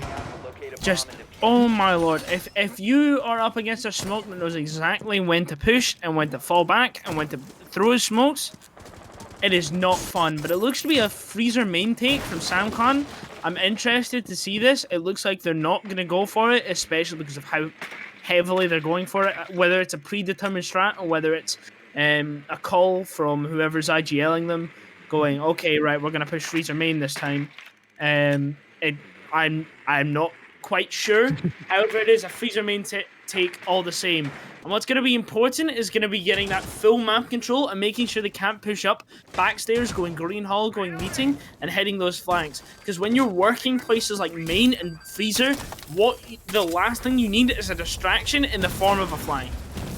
Yeah, exactly. It looks like, already the fact that they don't actually have any pressure towards tower means that all of this utility can be moved over. It looks like the Goya's going to decide against it, as you might hear the fact that the Ashe is around this position, and Ashe will be the backstabbing operator, the lurker. The one told, oh, you go off by yourself, try and find yourself a flank, try and find yourself a way to get onto the bomb site itself, or at least have some pressure, maybe go one for one on like a key operator like the smoke. But I think this strat more so is about getting as many hatches open and looking for where they are most weak. So whilst the Ashe is looking down those back stairs, maybe having a drone going down, a drone right here, they're going to be droning also out Freeze, they're going to be droning out Laundry, they're going to be seeing where is it possible for them to be able to get their first picks. And it seems that it's going to be down these Laundry stairs where the Zofia has found the first pick. Another live ping comes straight out and she's going to be looking towards that direction. Well, as you elegantly were describing each other team's strategies and tactics, Bert gave us a bit of art on the hatch with the Maverick. I don't know whether it was intentional or not. I'm going to assume so just for the sake of his dignity. 11 pushing in, trying to get a kill, trying to get a pick just in that entry. He might actually get it here as Kiddo's already taken one for himself. It's a 4v5 and 11 takes out the smoke. Rikaz on the second. He goes down for the plant. He rotates off. He gets one for himself and the kills are out in a flurry. SamClan looking much stronger and a lot more dominant, walking into sight and just getting those frags there. Brilliant from them. The way that they looked for that execute, which was just so good from them in terms of they managed to find a foothold and they managed to start planting. Obviously, the Aruni started swinging. That was a clear oversight from them. It could have gone really badly, but they did manage to flick onto the Aruni's position and managed to kill her off. But the way they managed to get towards that area, I already talked about it in terms of they were just droning specific areas, looking for where they were weak and looking for where they can go down. The Goya was rotating his shields, but you can't really rotate your Aruni gates or any of your other utility that you have over that side of the map. Oh, yes. So it was very sparse utility that they had over that side of the map. And also the Ashe finding the key entry pick in terms of cutting off also the rotates between the actual bomb site itself. The Zofia finding the actual entry pick. They're going to be heading back to this bomb site. They're going to be bringing a castle instead this time. And also a mirror. I'm not sure if they brought the mirror last time, or maybe even the. They did not bring the mirror last time. I believe this is directly to reinforce that backside because you only need that single mirror window and that entire back area is cut off. Actually, it looks to be a separate strategy as they intend on holding Meeting, Kitchen, and Security in that kind of rough, almost SSG roam-like. Another popular strategy on another popular map, Clubhouse. For another basement site. I'm interested to see how this goes, especially since it looks like only one meeting wall, like by stage, is reinforced. I'm not quite sure. However, I think they just kind of forgot about Freezer there on that last round. I think, I believe it was NosJ just gave up a little too fast as SamClan here looking to encroach onto the territory of Nitrogen 7, getting themselves big tower control. A good place to start. A good solid chunk. Yeah, no, there's a couple feet holes, but I don't know if that's going to be advantageous towards the defense as famously the old adage is holes go both ways. I think the holes might just favor SamClan here. Lego sitting solo above as NosJ takes out Jokers. That's a brilliant kill onto the sledge. Sending a white. I don't know exactly where Jokers were, but he looks to be encroaching alone as there is no trade kill to be found. Yes, it was just by Z. As a lot of the defenders are now stacking towards this kitchen side. Lego just falling back from his position. 11 taking attic control.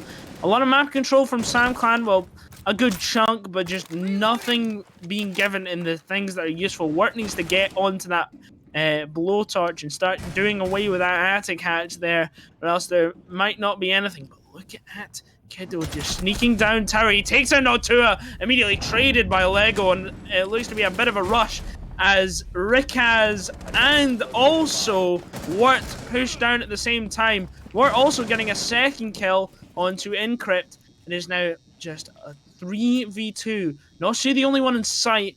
I believe it's Arya. Yeah, no, he's rotated back down those freezer stairs. 11 still holding above. They have no idea that both of those players are freezer, but soon it will be revealed as a drone heads Nosj's way.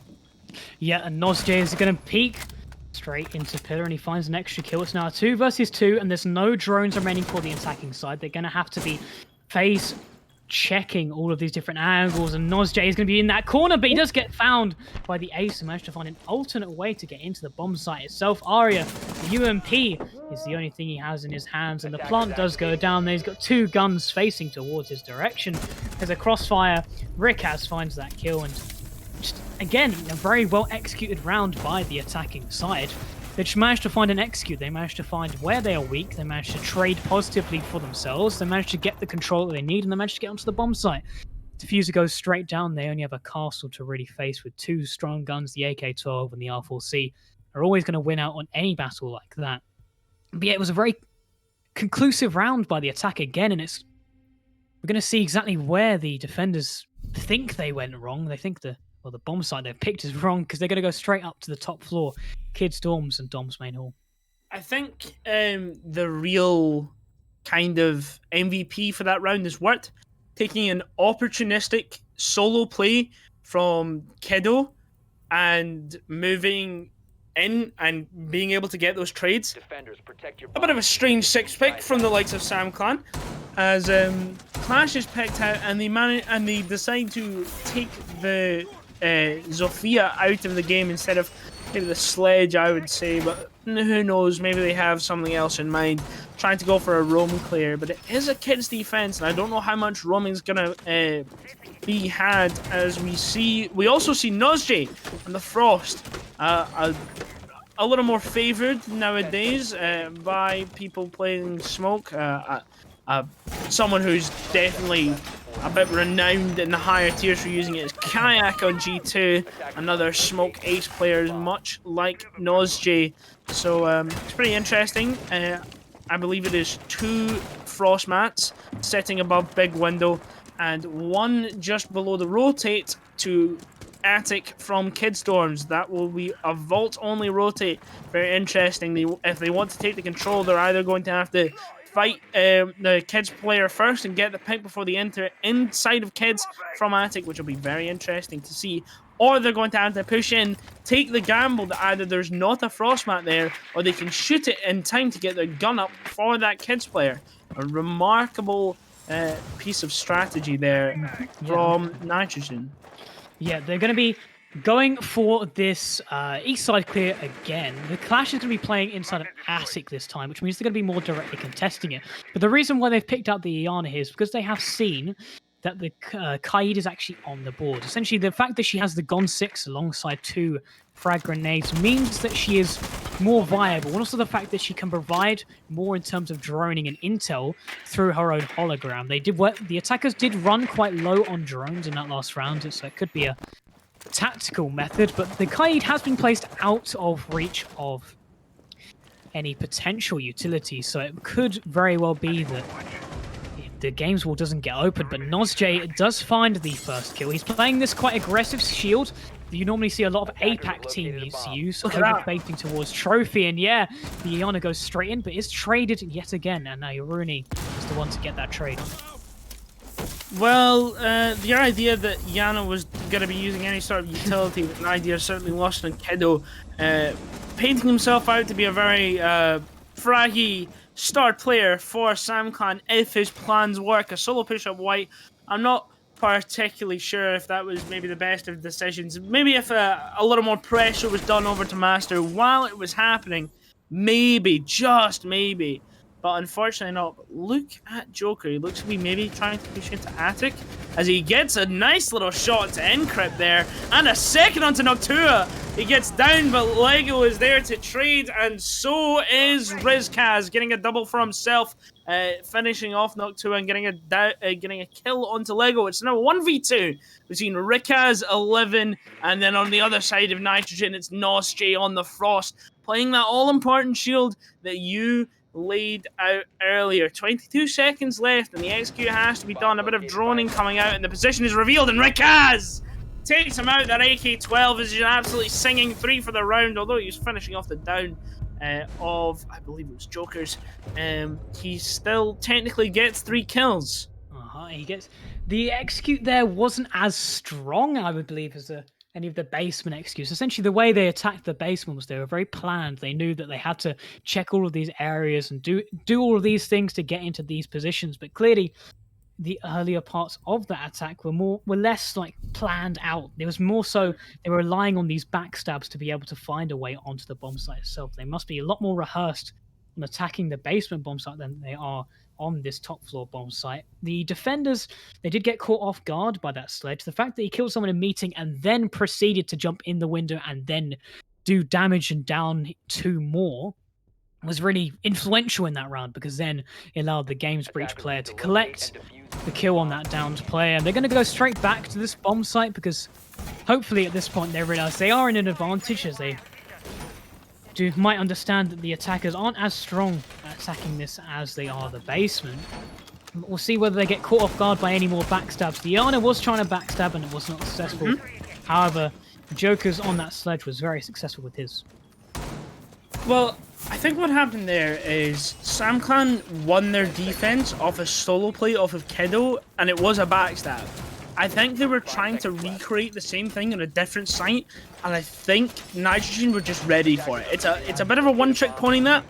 A bit of a one-time little pocket strat that you can maybe hit a few times out during the half of a game, but doing something like that one after the other is just calls for it being for you being just read like a book and absolutely trounced by the other team, who knows exactly what's about to happen. But look at Kiddo, again, more aggressiveness, no drones, just face checking, taking towards small tower. But there is Encrypt on the back tower stairs, just waiting for him to get a little more aggressive. He's hopping on that T1 drone, flicking through a couple now, waiting for any sort of movement, holding the flank for Wirt as he goes towards that big tower stairs, proning on top of the kind of that mid landing point. Now just holding the flank, nothing too much happening, not a lot of action, as it's just a bit of a waiting game for Encrypt here, seeing if maybe he'll get spotted out with the T1 drone. But there is 11 pre-firing towards that attic door. Oh, look at this. This could be so ever so important. The drone's not spotted out, but neither is Kiddo. And there goes Encrypt. The solar room has been taken out. And now it is attic control for SamClan. Oh, what an aid from Joker's. Arya gets taken out. And it looks to be the Wamais of Lego have also been taken out, as we're just trying to get a bit of a nade going for Noctua here. Kiddo just sitting out at that kid's area. But look at Joker's sitting on top of that big window. He could be proving massive here as he pushes in. The pressure goes and Clash runs, and there's Kiddo again, a double kill.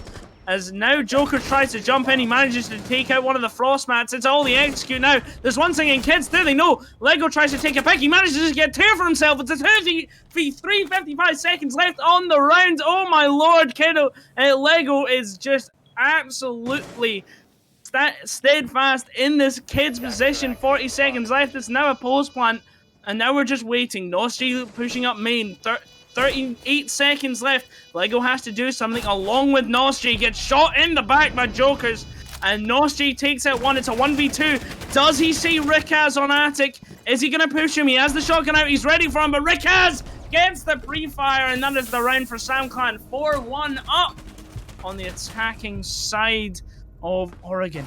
The pistol is just stronger than the shotgun in that last engagement there, but the round just goes completely out of hand for the side of Nitrogen. It looked like, oh yeah, the Wamai, he's getting a couple of kills, he might be able to get back into this. But the fact that they managed to open up the attic breach, and then there wasn't really much control over in that attic side. They did have a clash playing in there, they did have a Wamai over there, but it was just cleared out so quickly.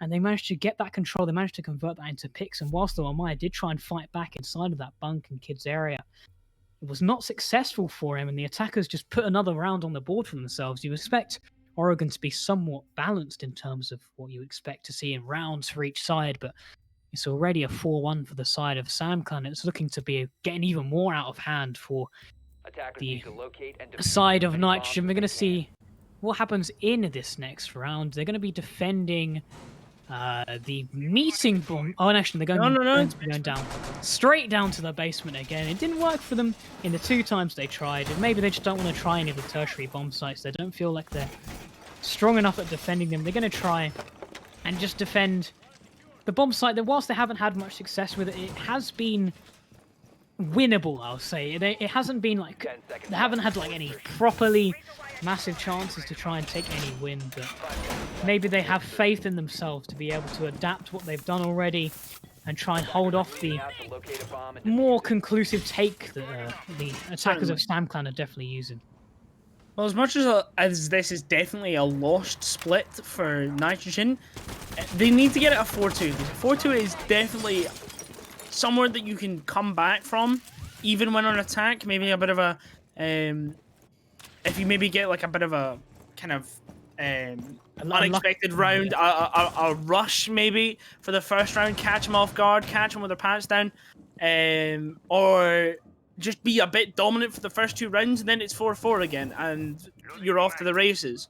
But if they get to 5-1, it's looking less and less bright for Nitrogen there. But it's all just down to how they handle the freezer main take from SamClan here. No Mira being brought out this time, as Noctua decides that maybe the Maestro is just a better idea there, as it seems to be the same kind of take. 11 pressuring over. He's now using the G36 instead of the R4C. A bit of a weapon change mid-game. You don't really see that too much. A bit of pressure onto Freezer now as Nosj is waiting for the pick. Oh, a missed drone. Arya now sitting in a very comfortable position. He might have been spotted out with that second one coming in. Wirt just doing a bit of reconstruction work. He's missed a couple spots on that Maverick there. I wonder how much of an issue that's going to be, as we're just waiting for things to get underway. And Nosj takes out Jokers. 1 minute 22 on the round. See how this goes. Yeah, the entry pick for the defenders this side, this really could turn the tides of their defense of this bomb site. They could well get that 4-2, but we'll see what SamClan try and do. They have got some hatches open, and they're going to get a third one here if Wirt does manage to open up that meeting action. Yeah, it looks like they're going to be going over for a backstairs take at this point until 11 completely contradicts that and just runs around to the meeting stairs area. And Crypt just goes down to the org of... And Crypt just takes him down with the org. He's just peeking that very aggressively, and he manages to find that kill, yeah. Please tell me you saw what Wirt was doing with that hatch. Now, I don't want to throw too much shade. However, that might actually be the worst Mavericking I've ever seen. And here we go, double kill for 11. My shade has been thrown out of the window, as that is a brilliant pick to get you back into the round. He's not cleared the Wamais, as he's going to open that solo wall, try and go for a bit of coverage there, as Noctua returns in kind, taking out the Maverick of Wirt. That elbow control still gained for them. Lego takes out 11, and Rizkaz returns at the 2v1, but Nosj finishes it at 4-2.5. This is doable for Nitrogen. They just need to be a bit dominant on their attack. Yeah, 100%. They have managed to get that 4-2 split, and that round was so different because A, they managed to get the entry pick, and B, SamClan used a lot more time than they did in previous rounds to get the control that they usually would get and to get the picks that they usually would get. Luckily, Nitrogen managed to get themselves that round win. It's now going to be 4-2. They managed to get those entry picks. They managed to win their gunfights on that round finally to get themselves a second round on the board. Are they going to change it up on the attacking side? And Crypt, who found that beautiful kill on mine, is going to be on the Ash this time, their entry operator. We're going to see exactly how they decide to attack this top floor. Unusual for them to go top floor first. You normally see a lot of teams decide to go for the basement, but maybe they decided, you know what, our strongest setup is going to be on this top floor, Attackers need to locate and defuse and we're going to go any for that bombs if they straight can. away. And we'll see exactly how they prep up this bomb site. We can already hear the smoke shooting away the rotates, and we're going to see key reinforcements going down. Joker's playing this Valkyrie. He's going to give a lot of intel for the defensive side. Instead of the Wamile, the Clash, the Maestro that the defenders of Nitrogen were bringing in their defensive side, it's going to be a lot more different, I would say. What do you think? Well, what I think is, 5 seconds to in go. terms of sites, it's a bit of a toss-up between kids and basement Attackers must locate and defuse a for bomb. who is the primary site. You know, it could depend on the day, to be honest, because they're both very, very viable sites. I like the lineup of SoundClan a lot more. It seems a little more default. We got the Kaid on board, some good wall denial there. I like the information that Joker's bringing on the Valkyrie. There's some nice little vault camps you can get. I want to see some runouts. I want to see maybe a white runout. And there it is, Kiddo going out, downing not two at Arya, maybe getting the trade. He's taking a lot of damage, but Arya is not going to get the pick onto him. That's actually a bit of a trade, like, directly. They're equal in damage dealt once Noctua gets revived. Lego taking T3.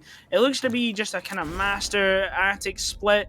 Is anyone actually going to revive Noctua? Yeah, Arya's going to come. I thought Noctua was going to be laying out to waste there. As in Crit lays 11 out to waste there.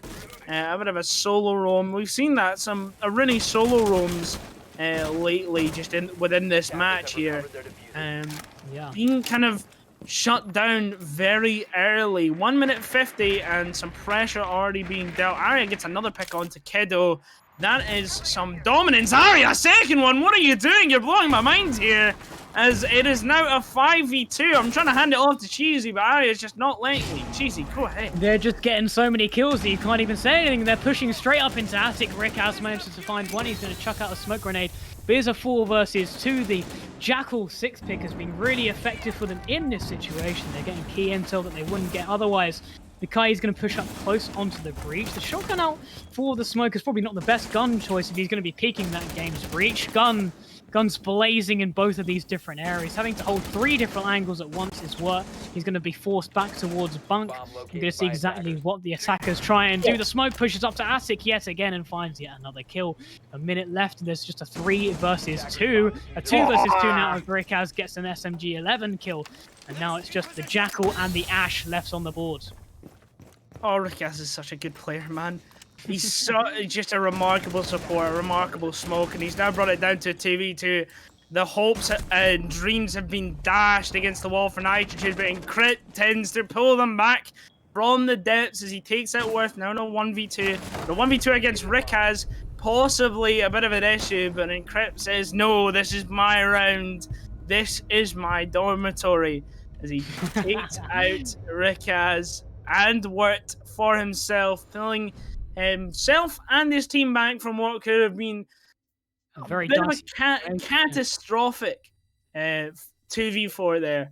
You lose that, you throw that, then to be honest, I think the situation of that call is gonna be a bit dicey. You'll be able to cut the tension in there with a knife.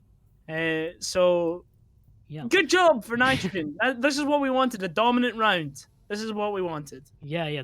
I think that the Jackal is very instrumental in what they are doing here. Essentially, there's not a lot of roaming, and whilst you would think that Jackal is most important on like roaming operators, but the fact that he gives such close intel at such a quick time in terms of like his footsteps, they scan him instantly and they keep scanning him over a period of time as well. The fact that the Jackal can do that, and the fact that he also managed to find a double kill through it. He scanned one of the footsteps, found a kill, then a drone followed him in. He found yet another kill on a player rotating out trophy, which was a beautiful shot that you commentated over. But yeah,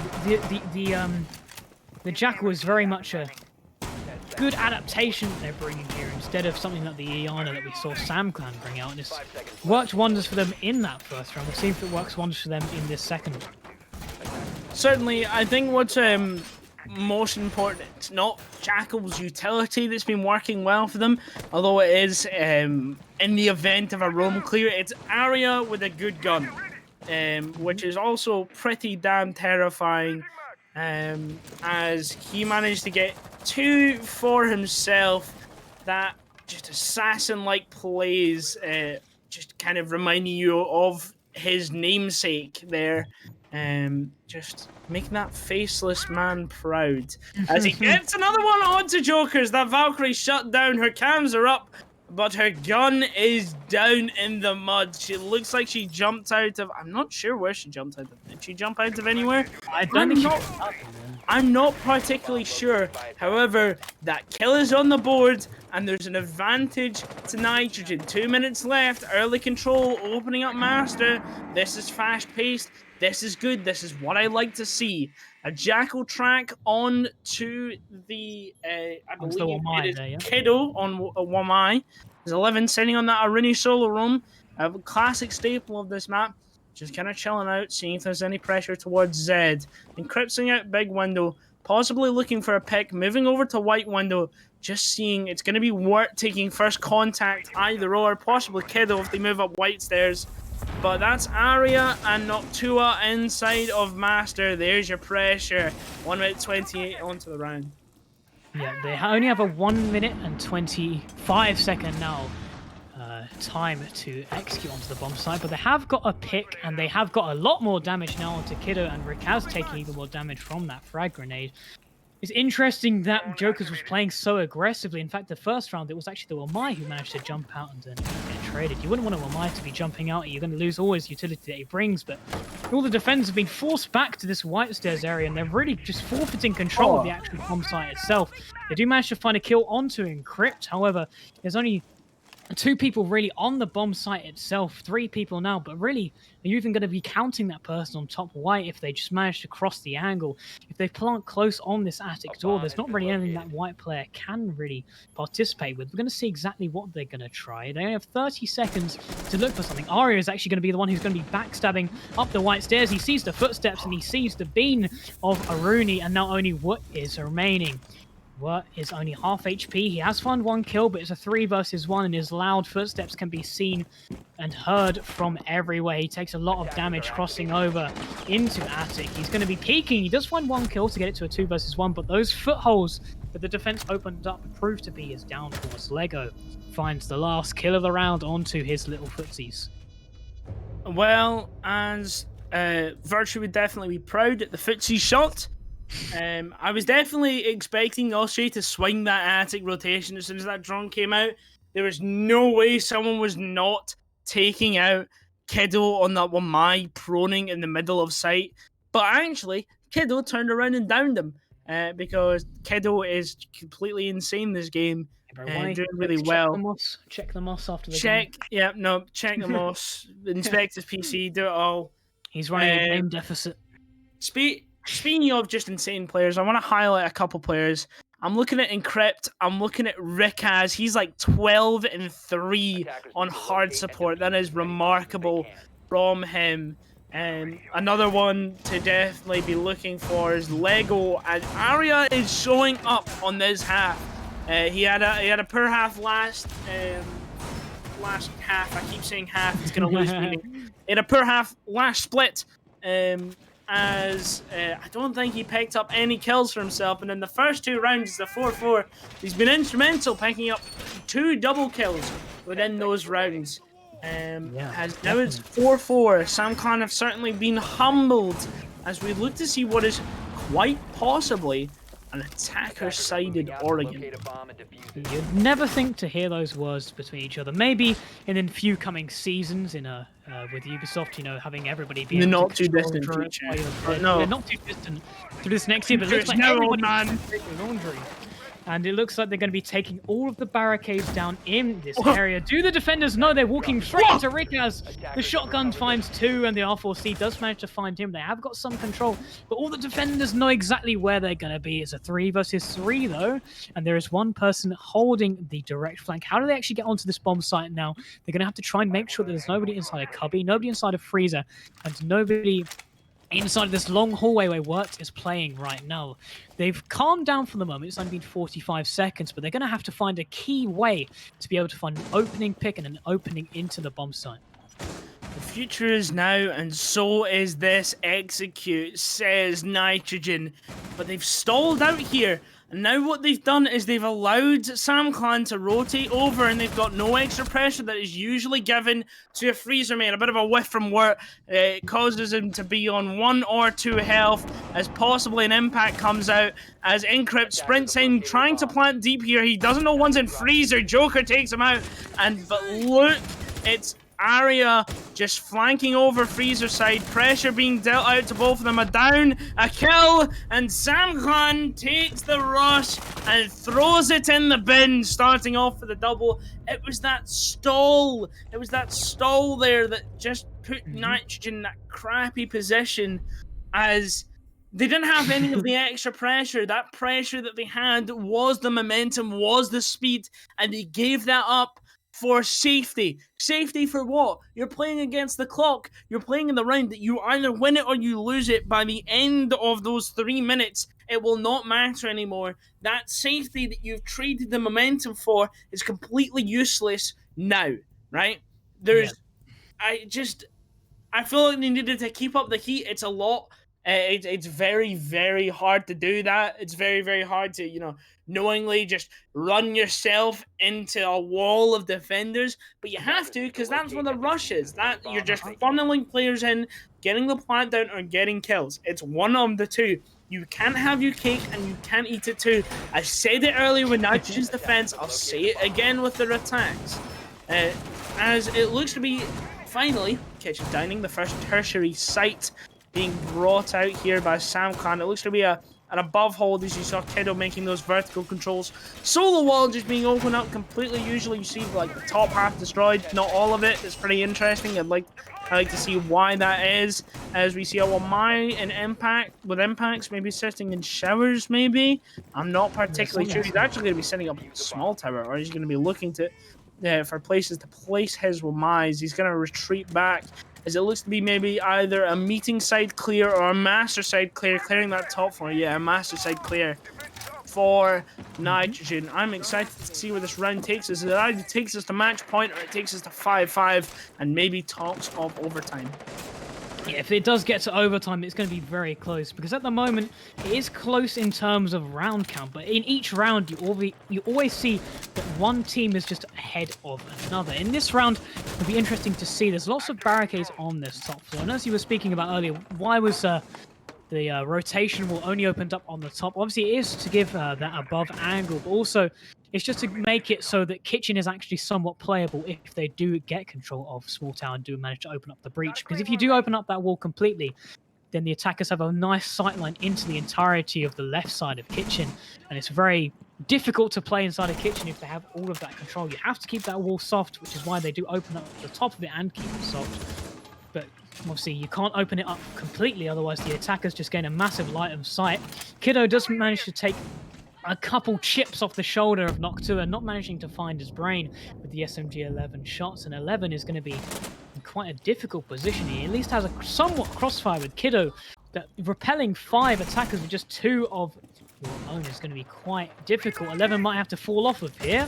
Kiddo does send out the Nitro cell, but that does no damage to anybody. The gun actually does peek out, and Kiddo does manage to find the kill on the Lego, with 11 finding some bullets onto the arms of that player. Kiddo does then go down to the R4C of Encrypt, and Kiddo then does go down to the M4 of Nozche. And it's now 4 versus 3. They have control of the above areas, and the smoke now does go down. It's now 2 versus 4, and it's looking very, very negative for the defending side. Holding out maybe just a little too long was SamClan there. They had the opportunities to fall off, and Encrypt takes out Wirt. Bit too much aggression. First you had Rikaz peeking the vertical holes, and then you had Wirt peeking those holes, and Encrypt just runs in and kills everything like an Ash player usually does. no black ice. No black ice. However, that is also, is that EG Ash? It's a good skin, but to be the greatest Ash main on Earth, Nah. EG Ash is certainly good skin, but the question is, do you think that's legitimate? Do you think? What do you mean? Do you think he's bought the or something? Do you think maybe Ubisoft? Oh no, somebody should maybe get the Ubisoft boys on him. Unfortunately, no. I honestly don't mind skin trading. That is fairly up to them. They're good skins, and if someone wants money, they want money. But yeah, we're going to move Gotta on get to the that next bag, round. Yeah. Move on to the Certainly. next round 11. Talks, yes, round 11. Talks of overtime, and Nitrogen brought it 5-5. Certainly an attacker-sided. I think we can definitely define this as an attacker-sided Oregon game, which is the first I think I've ever seen. Maybe Nitrogen, it is down to that Jaeger ban. Maybe it is. Maybe it actually might be down to that Jaeger ban, and you might actually be correct there. As it just feels like a lot of confidence is being brought out by anyone who's on the attacking team, and maybe that's because players like 11 are stuck playing a Rooney when they'd rather be on the 416 of the Jaeger. Maybe that it might be a psychological thing. I'm not particularly sure. However, it definitely is there. I'm not sure about the whys, but I definitely know it exists. It's a thing. And overtime or possibly a 7-5 for Nitrogen, something I certainly didn't expect personally, could be a fit here.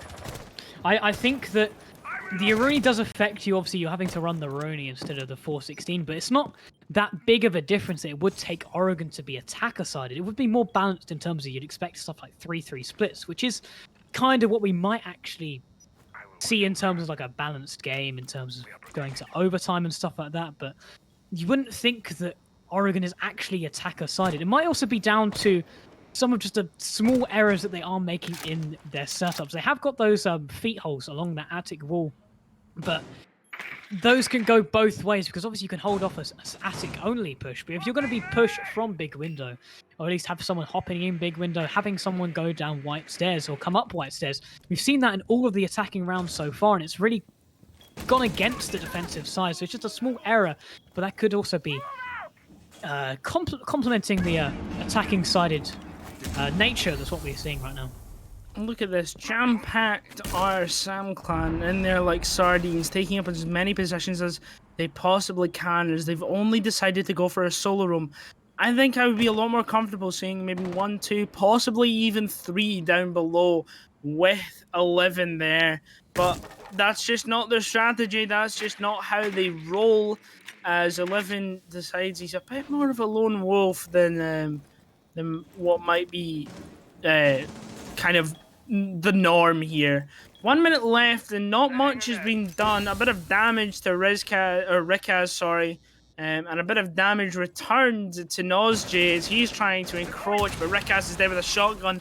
Lego's right behind Nozj with what looks to be his own firearm there. Lego gets a kill into Rikaz. Rikaz gets kill into Nozj. The perfect trade is done there as Joker's low as ever, setting there with the Alda, just hoping that maybe he can get a pick here. Arya maybe looking to encroach towards White Stairs. Not Tua takes him out, but only a slither of health left. 11 takes out Arya, Lego takes out Wirt, and now it is a 3v2, fast as lightning.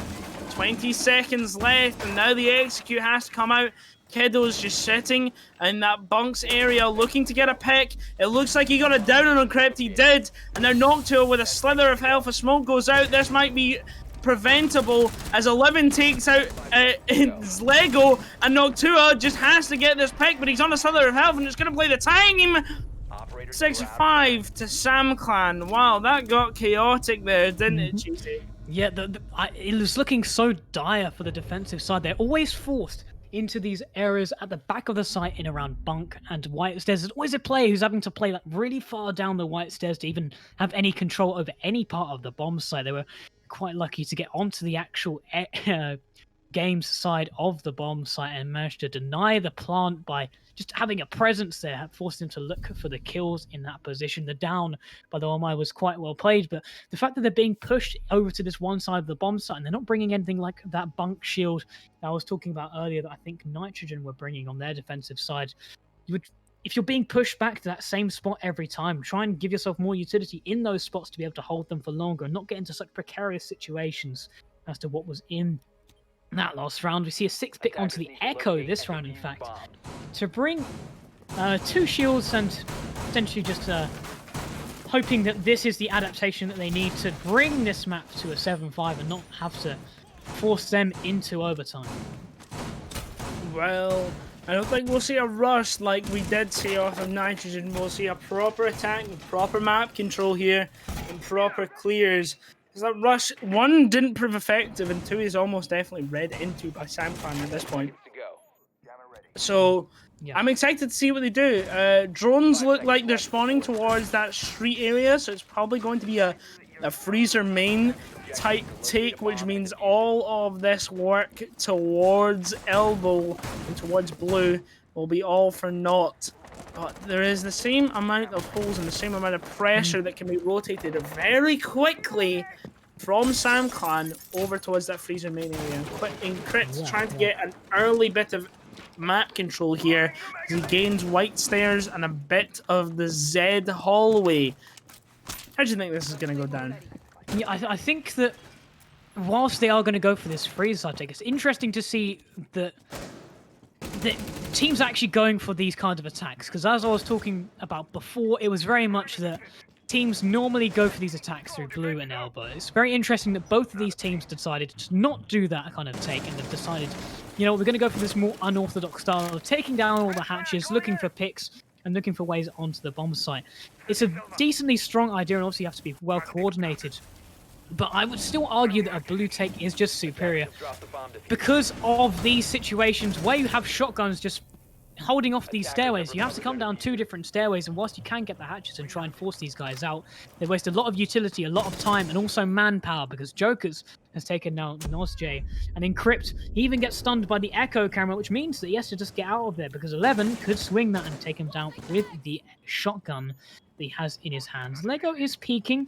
Laundries, hopefully they can find themselves a big Aria is now peeking this. He managed to get the Echo drone. Aria is now going to look through the hatch on towards that mute player. We'll see whether Aria does look to find that player, but Kiddo, the Org, manages to find the kill onto Lego. 11 is peeking very aggressively, knowing that his time might nearly be up with Aria holding him from the hatch, but they all just decide to back off. They're going to go for this laundry side push. Kiddo is holding him off with the shield that he has in this hallway. Rick has as well, smoking off the doorway.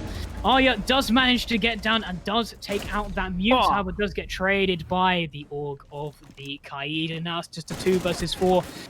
The R4C of Encrypt is going to have to try and find as many heads to connect with to get onto this. Rick has 15 kills. He's being an absolute monster in this game. He's holding it off. Encrypt straight in, but his teammate gets traded. Jokers takes down 2, and that is the end of the game. SamClan winning 7-5 on Oregon. A lot closer than I personally expected, however. Nitrogen certainly put up a cracking fight there as they weren't able to take out, I believe it was 11 on, that mute shotgun position in Freezer. No nades as I believe it was NozJ gets taken out early by Kiddo. Remarkable plays. Rick has 15 and 7. You shouldn't be able to carry that hard on hard support. Somebody get that man on Ash, I swear down. But just, I think that was a very entertaining match and a very interesting match to close out the first play day of this season of Reflex Champions. Yeah, definitely. It was a very close game. Obviously, the game beforehand was a bit more one-sided with a 7-4 victory on Villa, but this one being a lot closer with 7-5. Obviously, the scoreline doesn't sound as close, but it was very back and forth in terms of who was superior between each different round. And it does go the way of SamClan. We were expecting SamClan to come out as victors during this game, but Nitrogen really showed SamClan their mistakes in terms of how they were attacking and both defending. The 2 rounds that Nitrogen did pick up when they were defending were off the back of SamClan mistakes, and it was the same for their attacking side, really. They just managed to pick up off from those mistakes, but SamClan, they do manage to take it out. They won more gunfights, really. It sounds a bit cliche to say that in a gun game. They won more gunfights, but that is essentially what happens. They managed to win that game, and they managed to close out this first game day of Reflex. Oh yes, at the end of the day, it's an FPS and just such an entertaining match. I think we're gonna wrap it up very soon. There's not much left to say. I've been Ryan, and my wonderful co-caster has been Cheesy. Thank you all very much. Good night.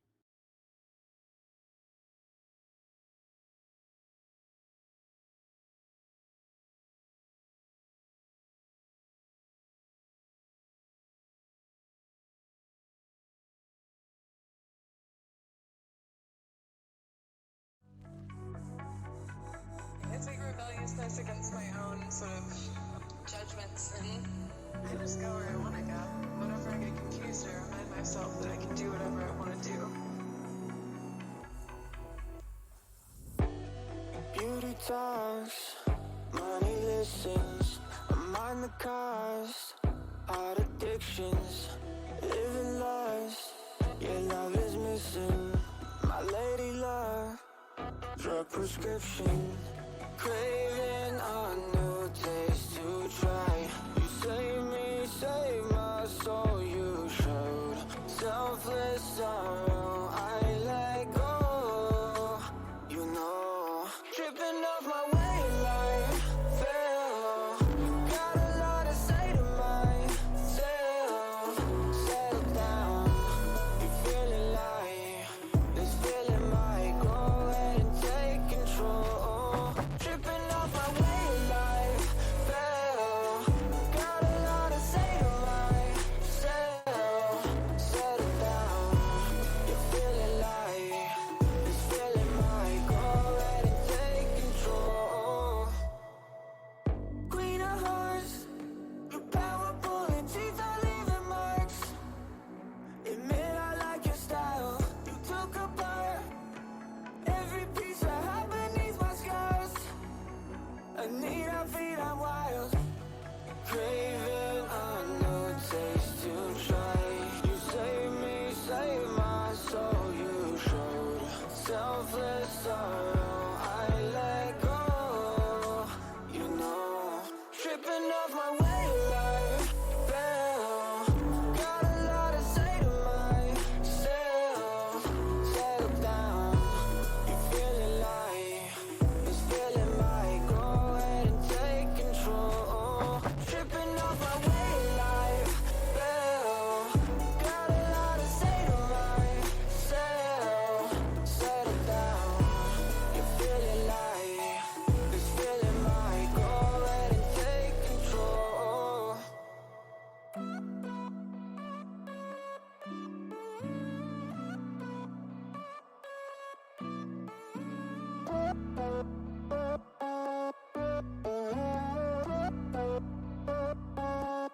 Tripping off my way of life. Fell, got a lot to say to myself. Settle down, you feeling like this feeling might go ahead and take control. Tripping off my